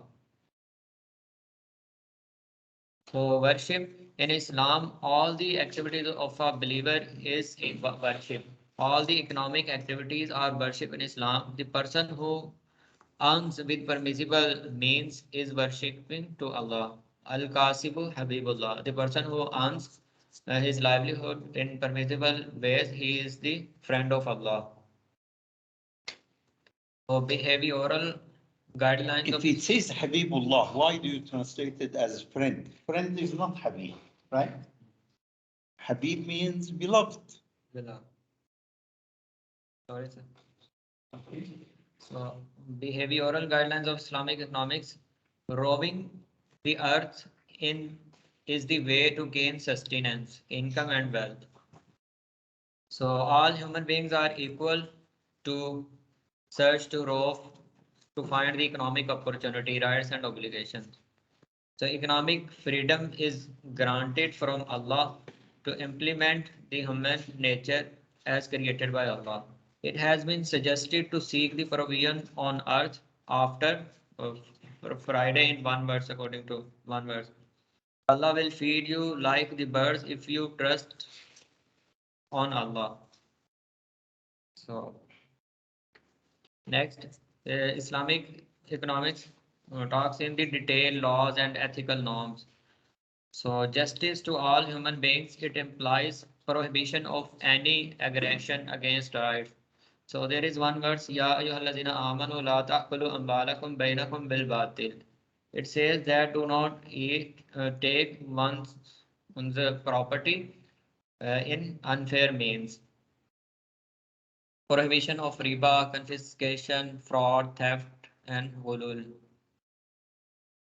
So next is balance between private ownership and public ownership. It is clearly mentioned in Sharia that which type of property will be owned by the private and public, like pastures, grazing, land, forest, mineral, water sources, and energy belongs to the society.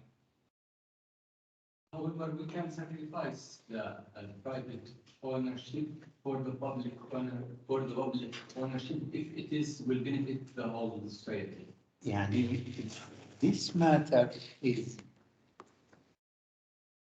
very often discussed in general terms where general terms are not suitable. No, as a principle, really, you cannot sacrifice the private ownership for the public ownership. No, as a principle, private ownership is really protected in Islamic religion. But if there is a public interest that cannot be taken, cannot be achieved except by taking this private property, then you can take it. So before you take it, you really need to prove that this is the only way to achieve the public objective. Yes, public objectives has priority over private objectives, but again, with a lot of evidence. It's not simply that public interest has priority over private interest. When we take it in a simple way, the application of it becomes really very ugly. This morning we were discussing an idea that in monetary policy, can government restrict the bank? And we are talking about Islamic banks now, and we don't want to talk about interest. Can it restrict their freedom of accepting deposits from people? If I am a bank and I am licensed as a bank in this country, and Islamic bank. Now, Abdul Nasser comes to make a deposit in this bank. Am I required to reject it? Now, this is one. Can you restrict my freedom of accepting it? That you cannot really restrict my freedom of accepting it. Now, when I also give, I want to give to Hatim, right? Okay, to Hatim a financing. Can you also restrict me of giving him financing? And when I give him financing, I gave him financing to buy a car from Ala, and Ala got the money and deposit it with me. Again, can you restrict that? Well, here we created money then. So how come you say creation of money is not permissible for banks? I created money by this, obviously, because I have now your deposit, his deposit, current account, and the financing was given to him, ended up in another deposit because he paid you the price and you deposit it with me. So here we created money, really. I have, for one deposit, I have now double the amount. So how can you restrict me? How can you tell me, no, you have no right to do that? By what virtue you can restrict my freedom? You really cannot. I see no reason that, no way that you can restrict my freedom in doing that. And some people think, oh, the issuance of money is only to the government. Well, I'm not issuing money. Look at, I mean, you call it issuance of money. That's you. But what I am doing, accepting deposit from Abdul Nasser and accepting deposit from Ala and giving finance to Hatim. Where is the creation of money? You want to call this action creation of money? I am practicing my freedom of behavior, my economic freedom. By what virtue you restrict me? I didn't do anything wrong. Where is the wrong in what I've done? So you cannot really see here where the people always do not distinguish between exceptional situations and between a normal practice. Normal practice, there is nothing now. Now you cannot really restrict that freedom unless there is something that is exceptional. We have aggression from outside and we need this place to dig a ditch in it and hide our soldiers in it, then you take it. But without such an exception, you really cannot take that property. You see, يعني, we really need to be more clear about the restrictions on it. For instance, Al-Mawardi in his book Al-Ahkam Sultaniya says that if the road to a village is destructed, now is no more passable, and if there is any other road, then you don't repair it. You don't impose on people, the taxes in order to repair it. But if it's the only road and you don't have accessibility to that city, then you have to repair it.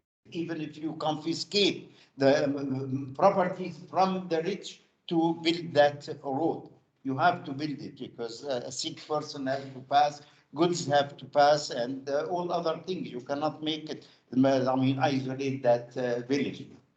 So this is the criteria here. You really need a solid proof that the only way to achieve the public objective is by confiscating or taking or whatever that property. If it can be done by not confiscation but by compensation, so you buy it, and if it can be done by buying it at market price, you offer buying it at market price. If it can be done by any other way, so you take steps depending on what is the only way to achieve the public objective.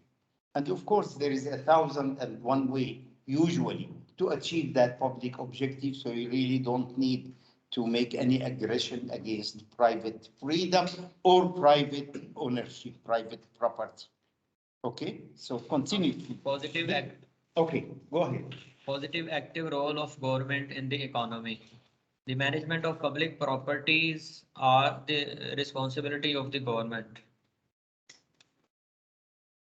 So by virtue of assigning certain properties for the government, and basically these properties that are assigned to the government are energy sources, minerals underground or above ground.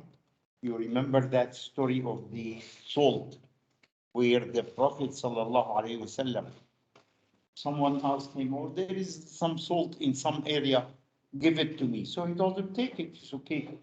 Then a woman told the Prophet ﷺ that, do you know what you just gave him? The story says, well, some milk, salt. So she said, no, you gave him al-ma'ul ad, huge quantity, like the current water, the water that comes without counting. That's the meaning of al-ma'ul ad. So he told him, come on back.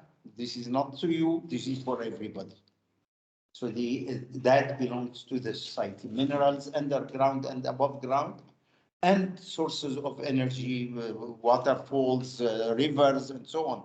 If I dig a well in my land and make a small stream, that is mine. That's private property.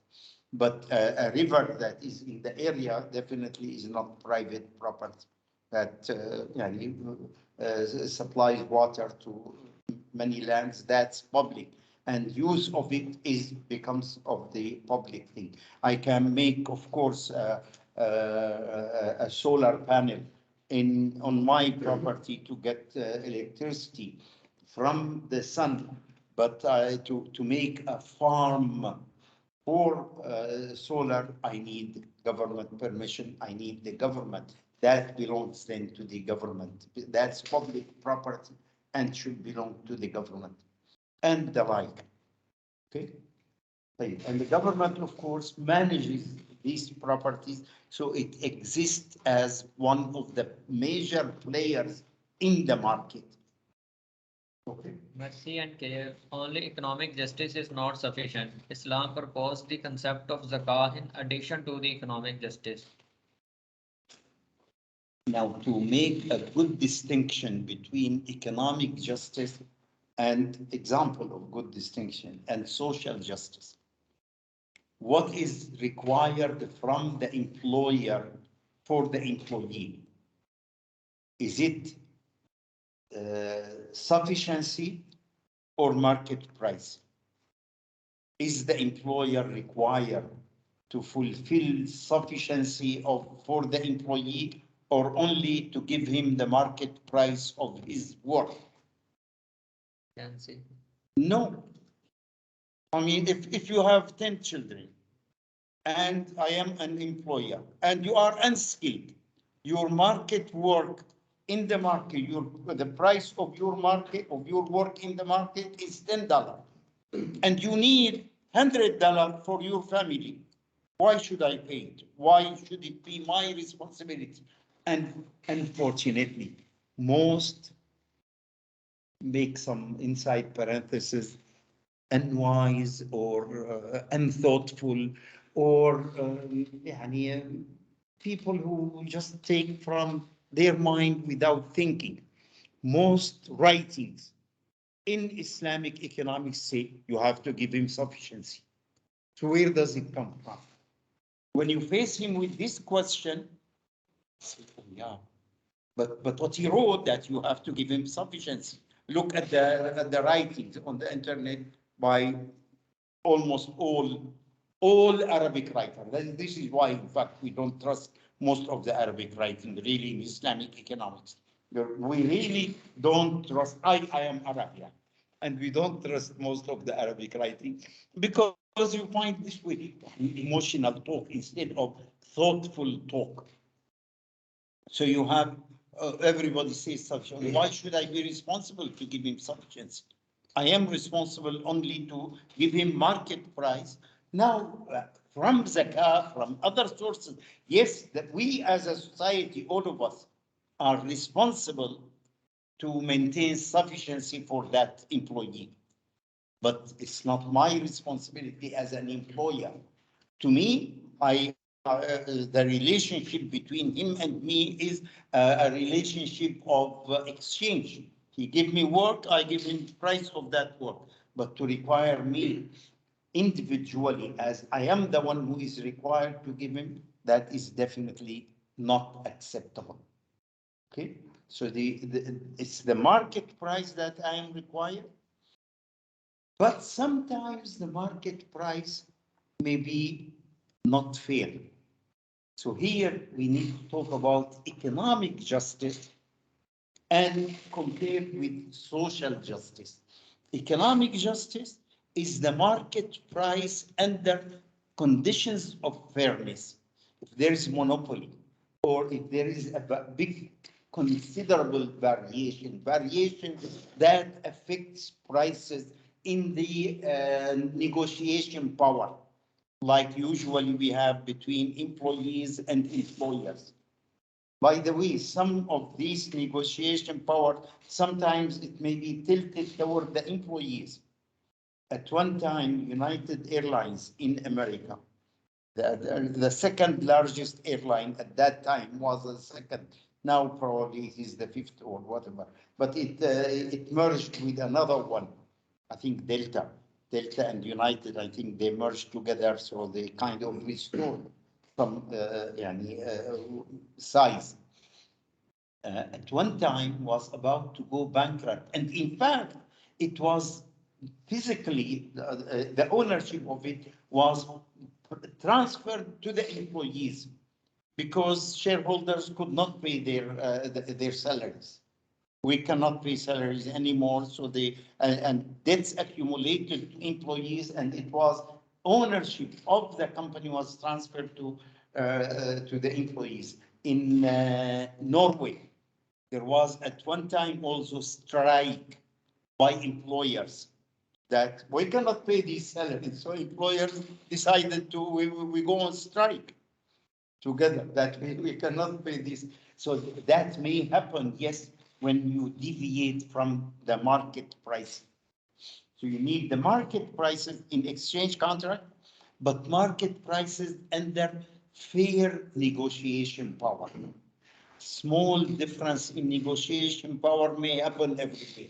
And the Prophet ﷺ said, let people, so that God give rizq from one to the other.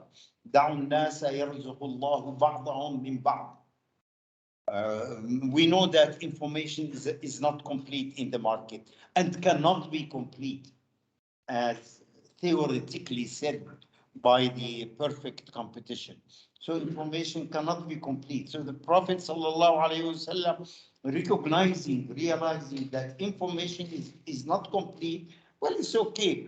Let the seller or the buyer lose in the first one or two transactions until he learns what are the conditions of the market. This is the meaning of دعوا الله يرزق الله بعضهم من بعض. لا يبيع حاضر لباد. Don't as a present in the market, don't be the agent of one who is coming now and help him in sale. Let him find out through his own experience, and through his own experience, maybe he will sell cheaper the first or second transaction until he learns the market. In other words, pays. Let him pay for information, to get information, and it's okay. Part of the playing in the market is to pay for information, and information is not available and it's not complete, and you need to pay for it, and pay for it in terms of buying something at a higher price or selling something at a lower price. So until you learn, that will be okay. It's not really a big issue.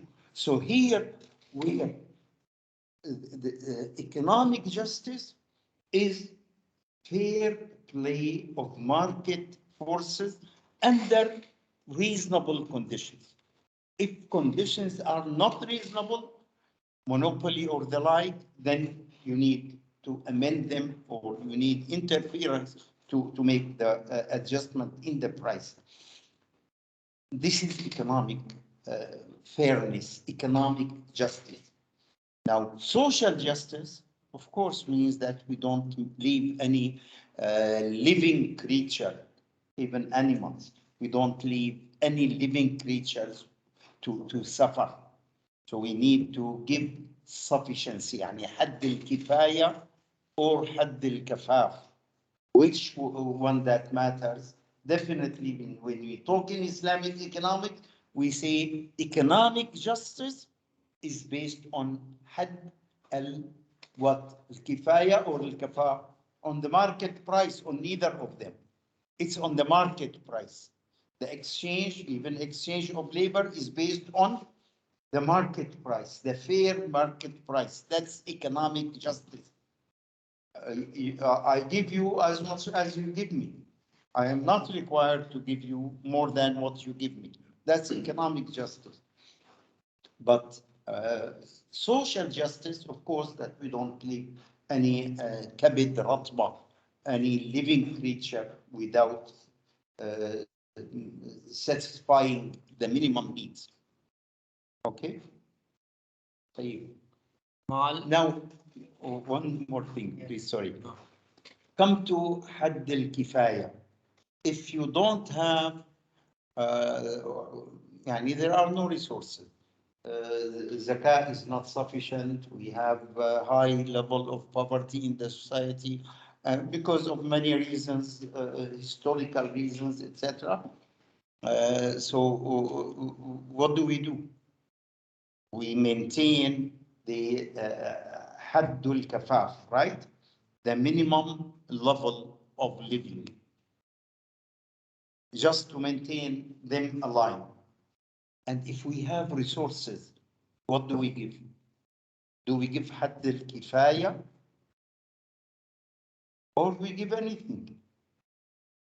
If we have resources, of course, we distribute these resources. They belong to the Ummah. They don't belong to the Emir or to the colonel in the army. If they belong to Ummah, we should distribute them to Ummah. So if you have resources, is it حد الكفاف, حد الكفاية, sufficient? So we give them sufficiency, or we give them even more? Of course, we give them more because we give them everything. So the idea of حد الكفاية, or a level of sufficiency, really is something that doesn't exist. It only exists in the mind of some writers that don't understand the meaning of it. If you don't have resources, even if I have to confiscate your property, I will have to maintain every living person at least minimum. Even if I have to confiscate your property. But above that, where does حد الكفاية come? Doesn't come really in any level. Maintain حد الكفاية for everybody. What does that mean? It means nothing really. Who is going to maintain? Of course, they mean the government. Okay. But if the government has resources, and I don't need to confiscate the money, of course, of the property of anybody. If I have resources, then I'll distribute all these resources. Not that I am required to maintain حد الكفاية, and then what do I do with the remaining? Keep them for the prince? No, I have to give them all to the society. So then the whole idea of حد الكفاية, or sufficient level of, or sufficiency level, to me does not exist. Can you find any existence of it?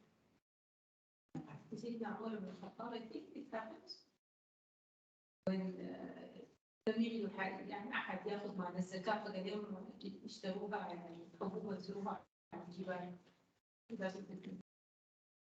So we don't give them more than حد الكفاية. No, we give them يعني لوز وسكر. مش فيروز بتقول كده بالأغنية. يعني we give them. بتقول فيروز ياكل عقيدي اللوز والسكر. عن الطير هي بتتكلم، بس يعني we give them لوز وسكر للناس. Why not? يعني we give them all the resources that we have. We don't need to give them. And at the time of Umar, there was يعني either عام الرمادة where he distribute minimum, or there was excess zakah collection, and you distribute it even to animals in the mountains, or make better life in it for the future, like Umar ibn Abdul Aziz later pave roads and live and help people get married, and do all these kind, liberate slaves, and do all these things that are more luxurious things with the proceeds of zakah, because you don't have anyone who accept taking them. But the acceptance is out of the word qana'a. Is there any translation of qana'a in English? I don't know of any words in English. And once we tried. Contentment. I doubt. Contentment, is it qana'a or sufficiency? Could be closer really to contentment, is the closest probably. But the qana'a is that where people refuse to accept zakah because we are okay, and yet they are poor, but they refuse to accept zakah. They need it, and this is if they really need it, strongly need it, it's haram to refuse it. But where people may refuse zakah and they feel that we don't want to take the zakah because we can manage ourselves with difficulty.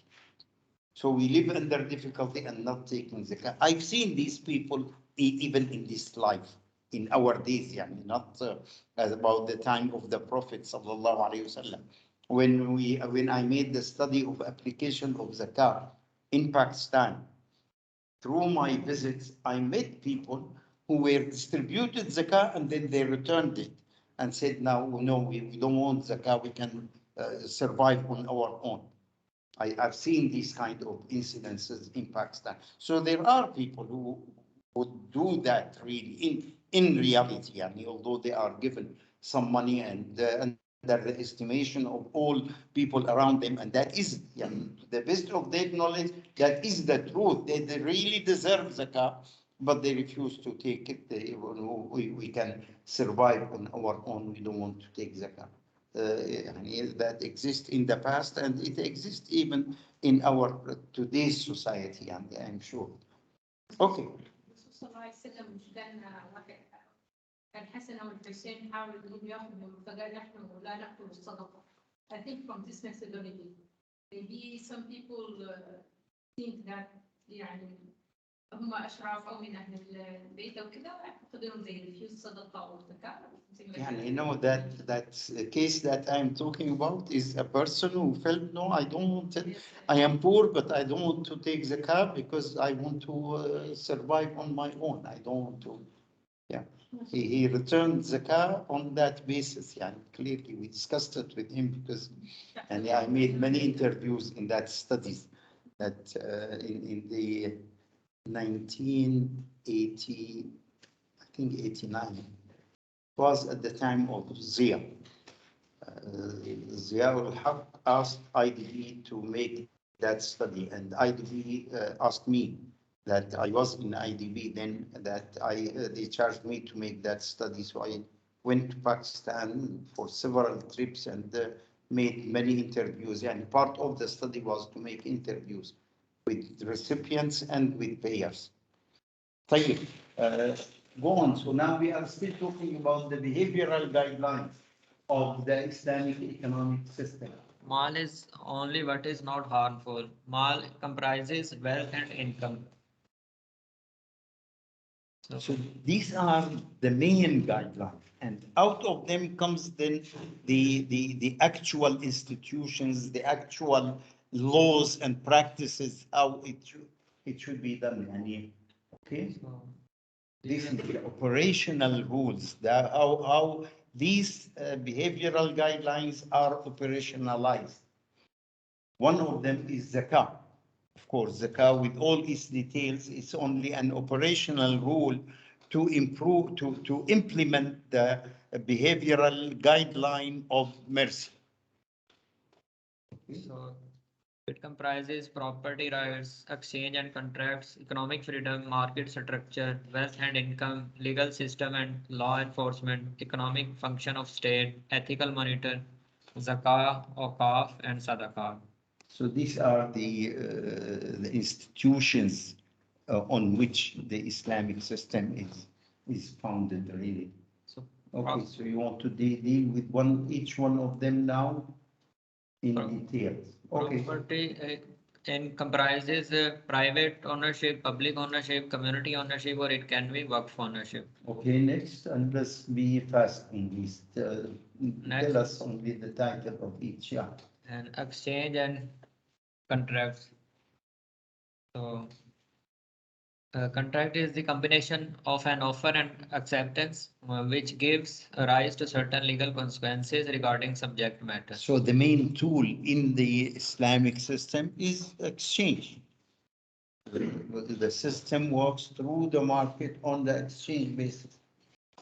There was a statement by the late Abu al-A'la al-Mawdudi. I mentioned it in the morning. I think it's interesting. He used to say we need to reform the capitalist system. Communist system is unreformable because it's based on antithesis ideas. But our system is really a market system.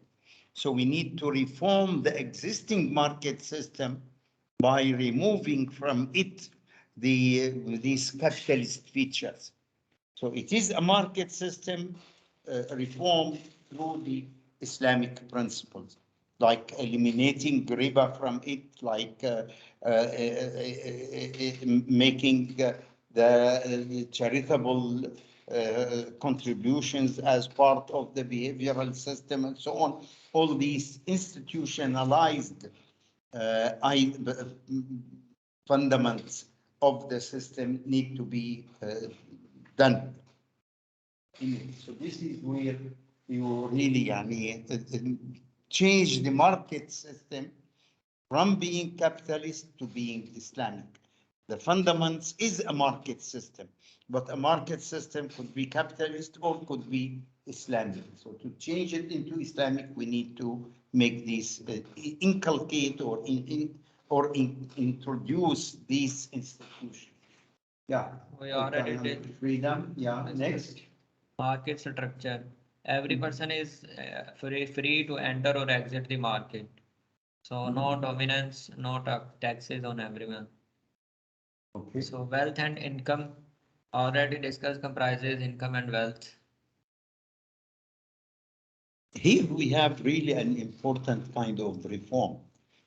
The capitalist mentality as it is applied both in America and in Europe.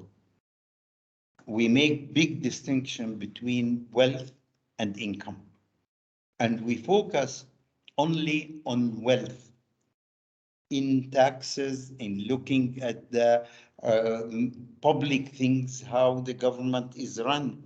Our focus, did I say on wealth? No, on income.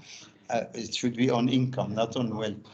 It is on wealth. So taxes are on wealth, on income, not on wealth.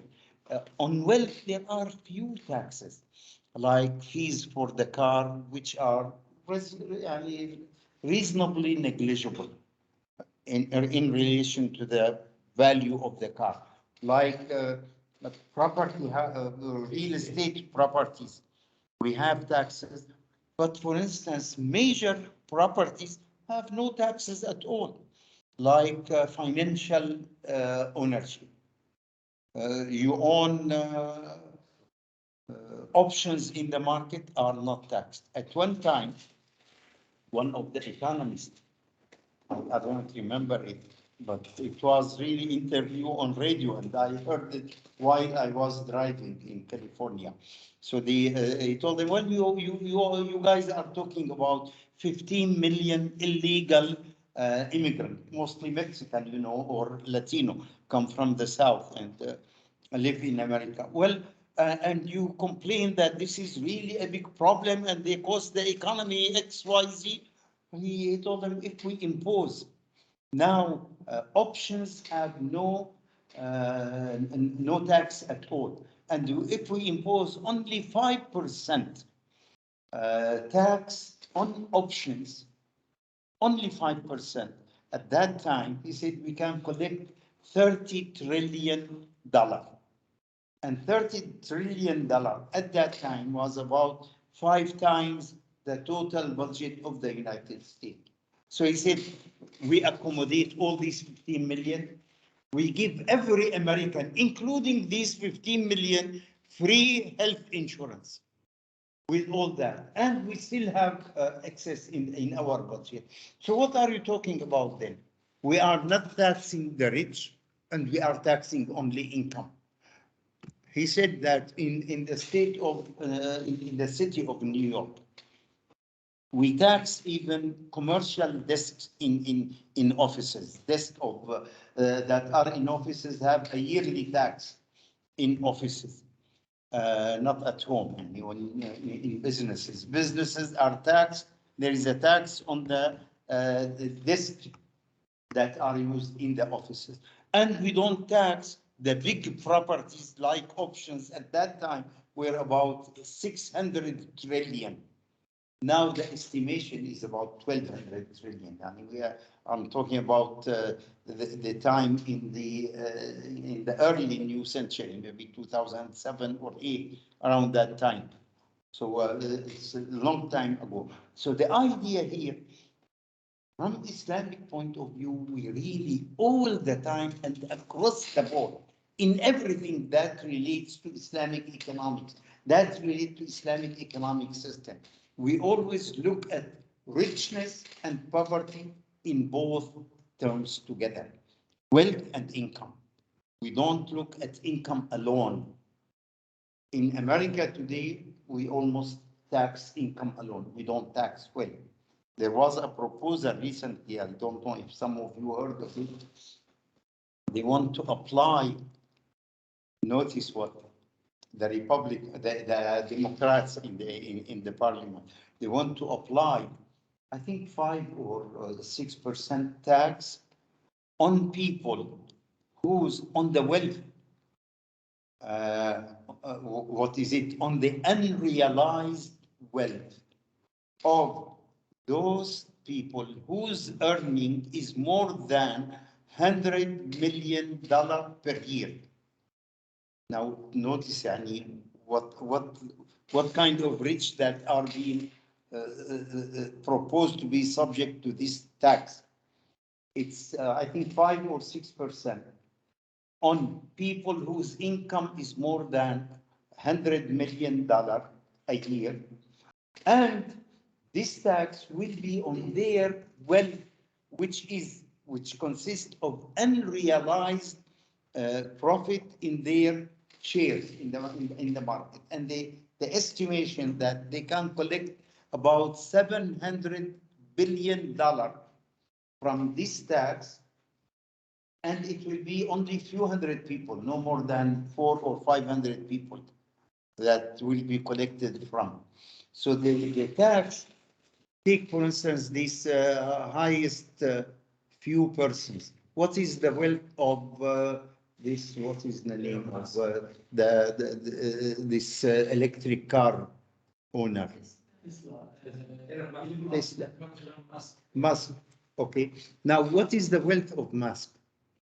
The prices of the shares that he owns in the company. I don't know what is the percentage of it, but let's assume 50%. Prices of these shares, he owned the 50% since the establishment of the company until today. But the share price was $1, now is about $1,500. So the prices of his shares have become in the trillion level. So we want only to tax the unrealized, because he didn't cash them and he doesn't intend to cash them, but have him pay tax on these. And only at a small percentage, 5% or so.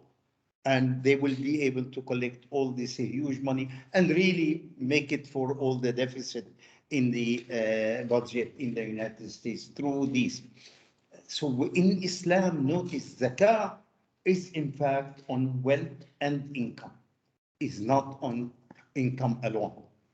And definitely when we say all zakah, take the example of livestock. You go and see how many livestock he has at that moment, right? Which means the wealth that he had at the beginning of the year, plus the income during the year, whether purchased new livestock or through natural reproduction, minus what has been used already. So what is gone is gone. We don't want to tax what is gone. And we take the final thing as it is now, meaning that wealth plus savings. This is what we are really taxing in zakah. And now applying it, when we reach discussion about zakah, we'll talk about how our contemporary fatwa, how wrong is the contemporary fatwa goes. But we don't want to discuss it now. But notice here, in livestock, we take wealth plus savings. And this is what is zakatable. Take a simple example.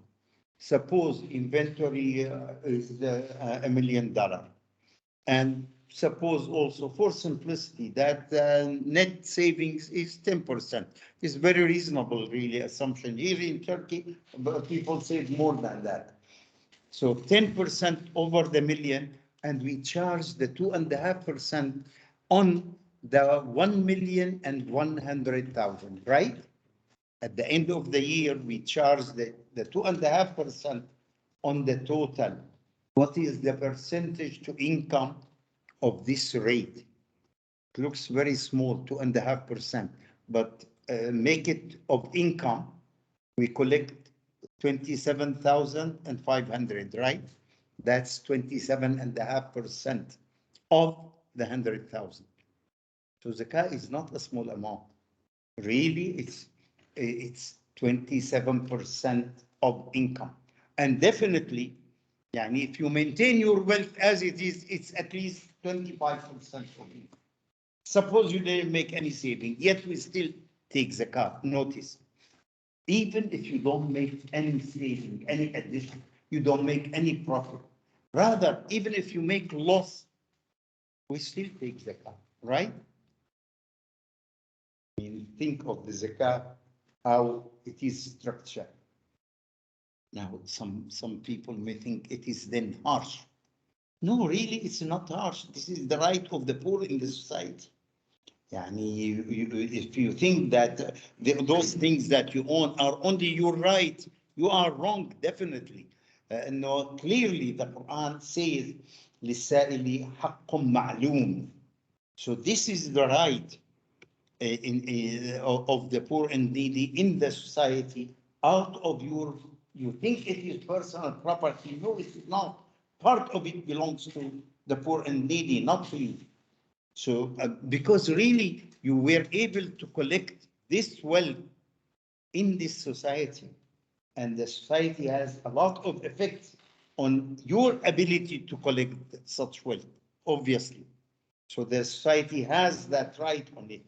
So thinking that this is my own property only and has nothing to do with others, definitely that is incorrect. That's not the Islamic point of view in understanding zakat.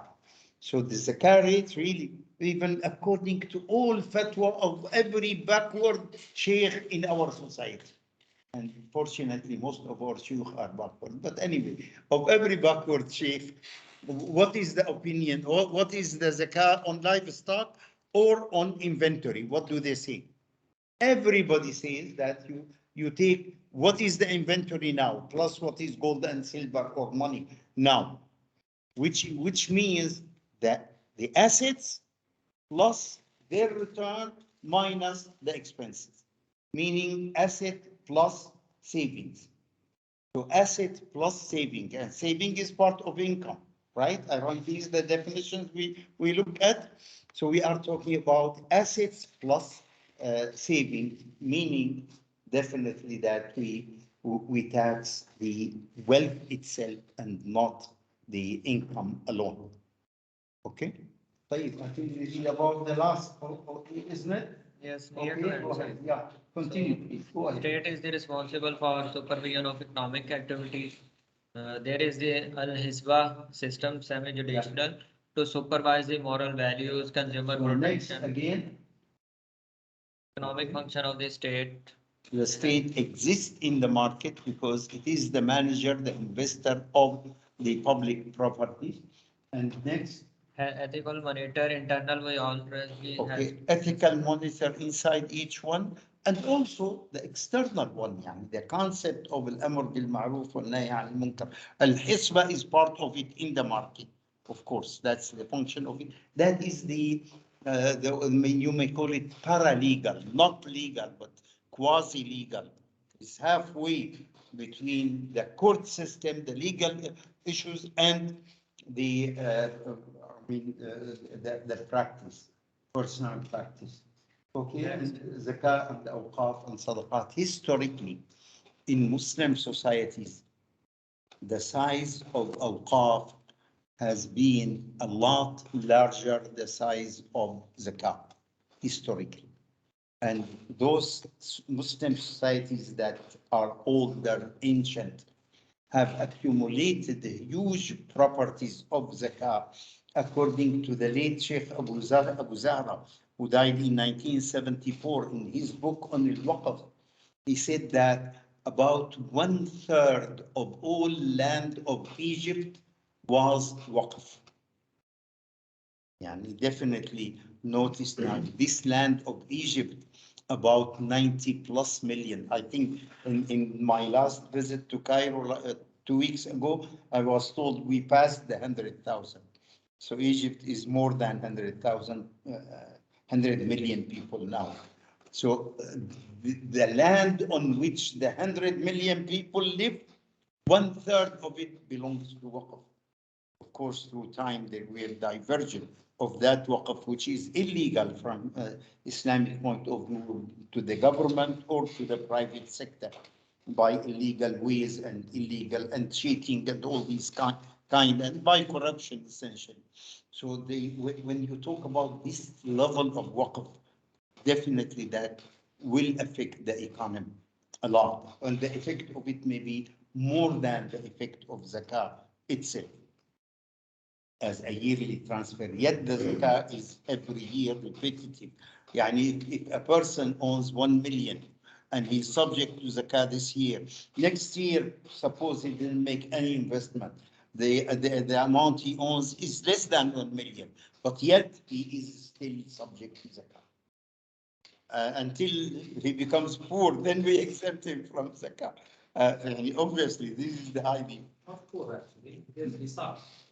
And يعني well, the nisab is the level of poverty. This is the nisab. Nisab is level of poverty. Okay. So I think with this we can okay objectives of Sharia. Now, is promotion of wealth part of our Sharia? Definitely. So when you talk about what traditionally, classically talked about, the objectives of Sharia is to preserve and promote the 5 fundaments of life. And these 5 fundaments, one of them is wealth.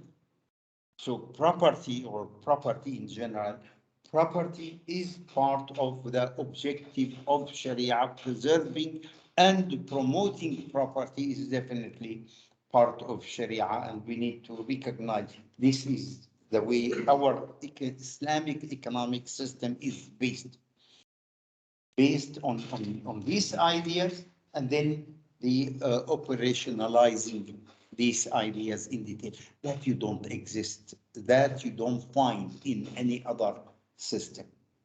Okay, I mean, clearly it doesn't really exist. There are a Christian social party. You find in Europe several of these kind. Okay, what does Christianity provide to this party? Provides moral values, good moral values, but does not operationalize these moral values. In our religion, they are operationalized, and we will study this as we go by and try to understand them, inshallah. طيب. Any question? Any objection? Okay. طيب. Thank you very much. Thank you, brother. Thank you. Whose turn next week? Have you sent it to me already? Just last last 2 slides, I will explain now and I will send them. Okay, so you are required to send it before this class. So please, for the following week, before today, I'll give you assignment, guys.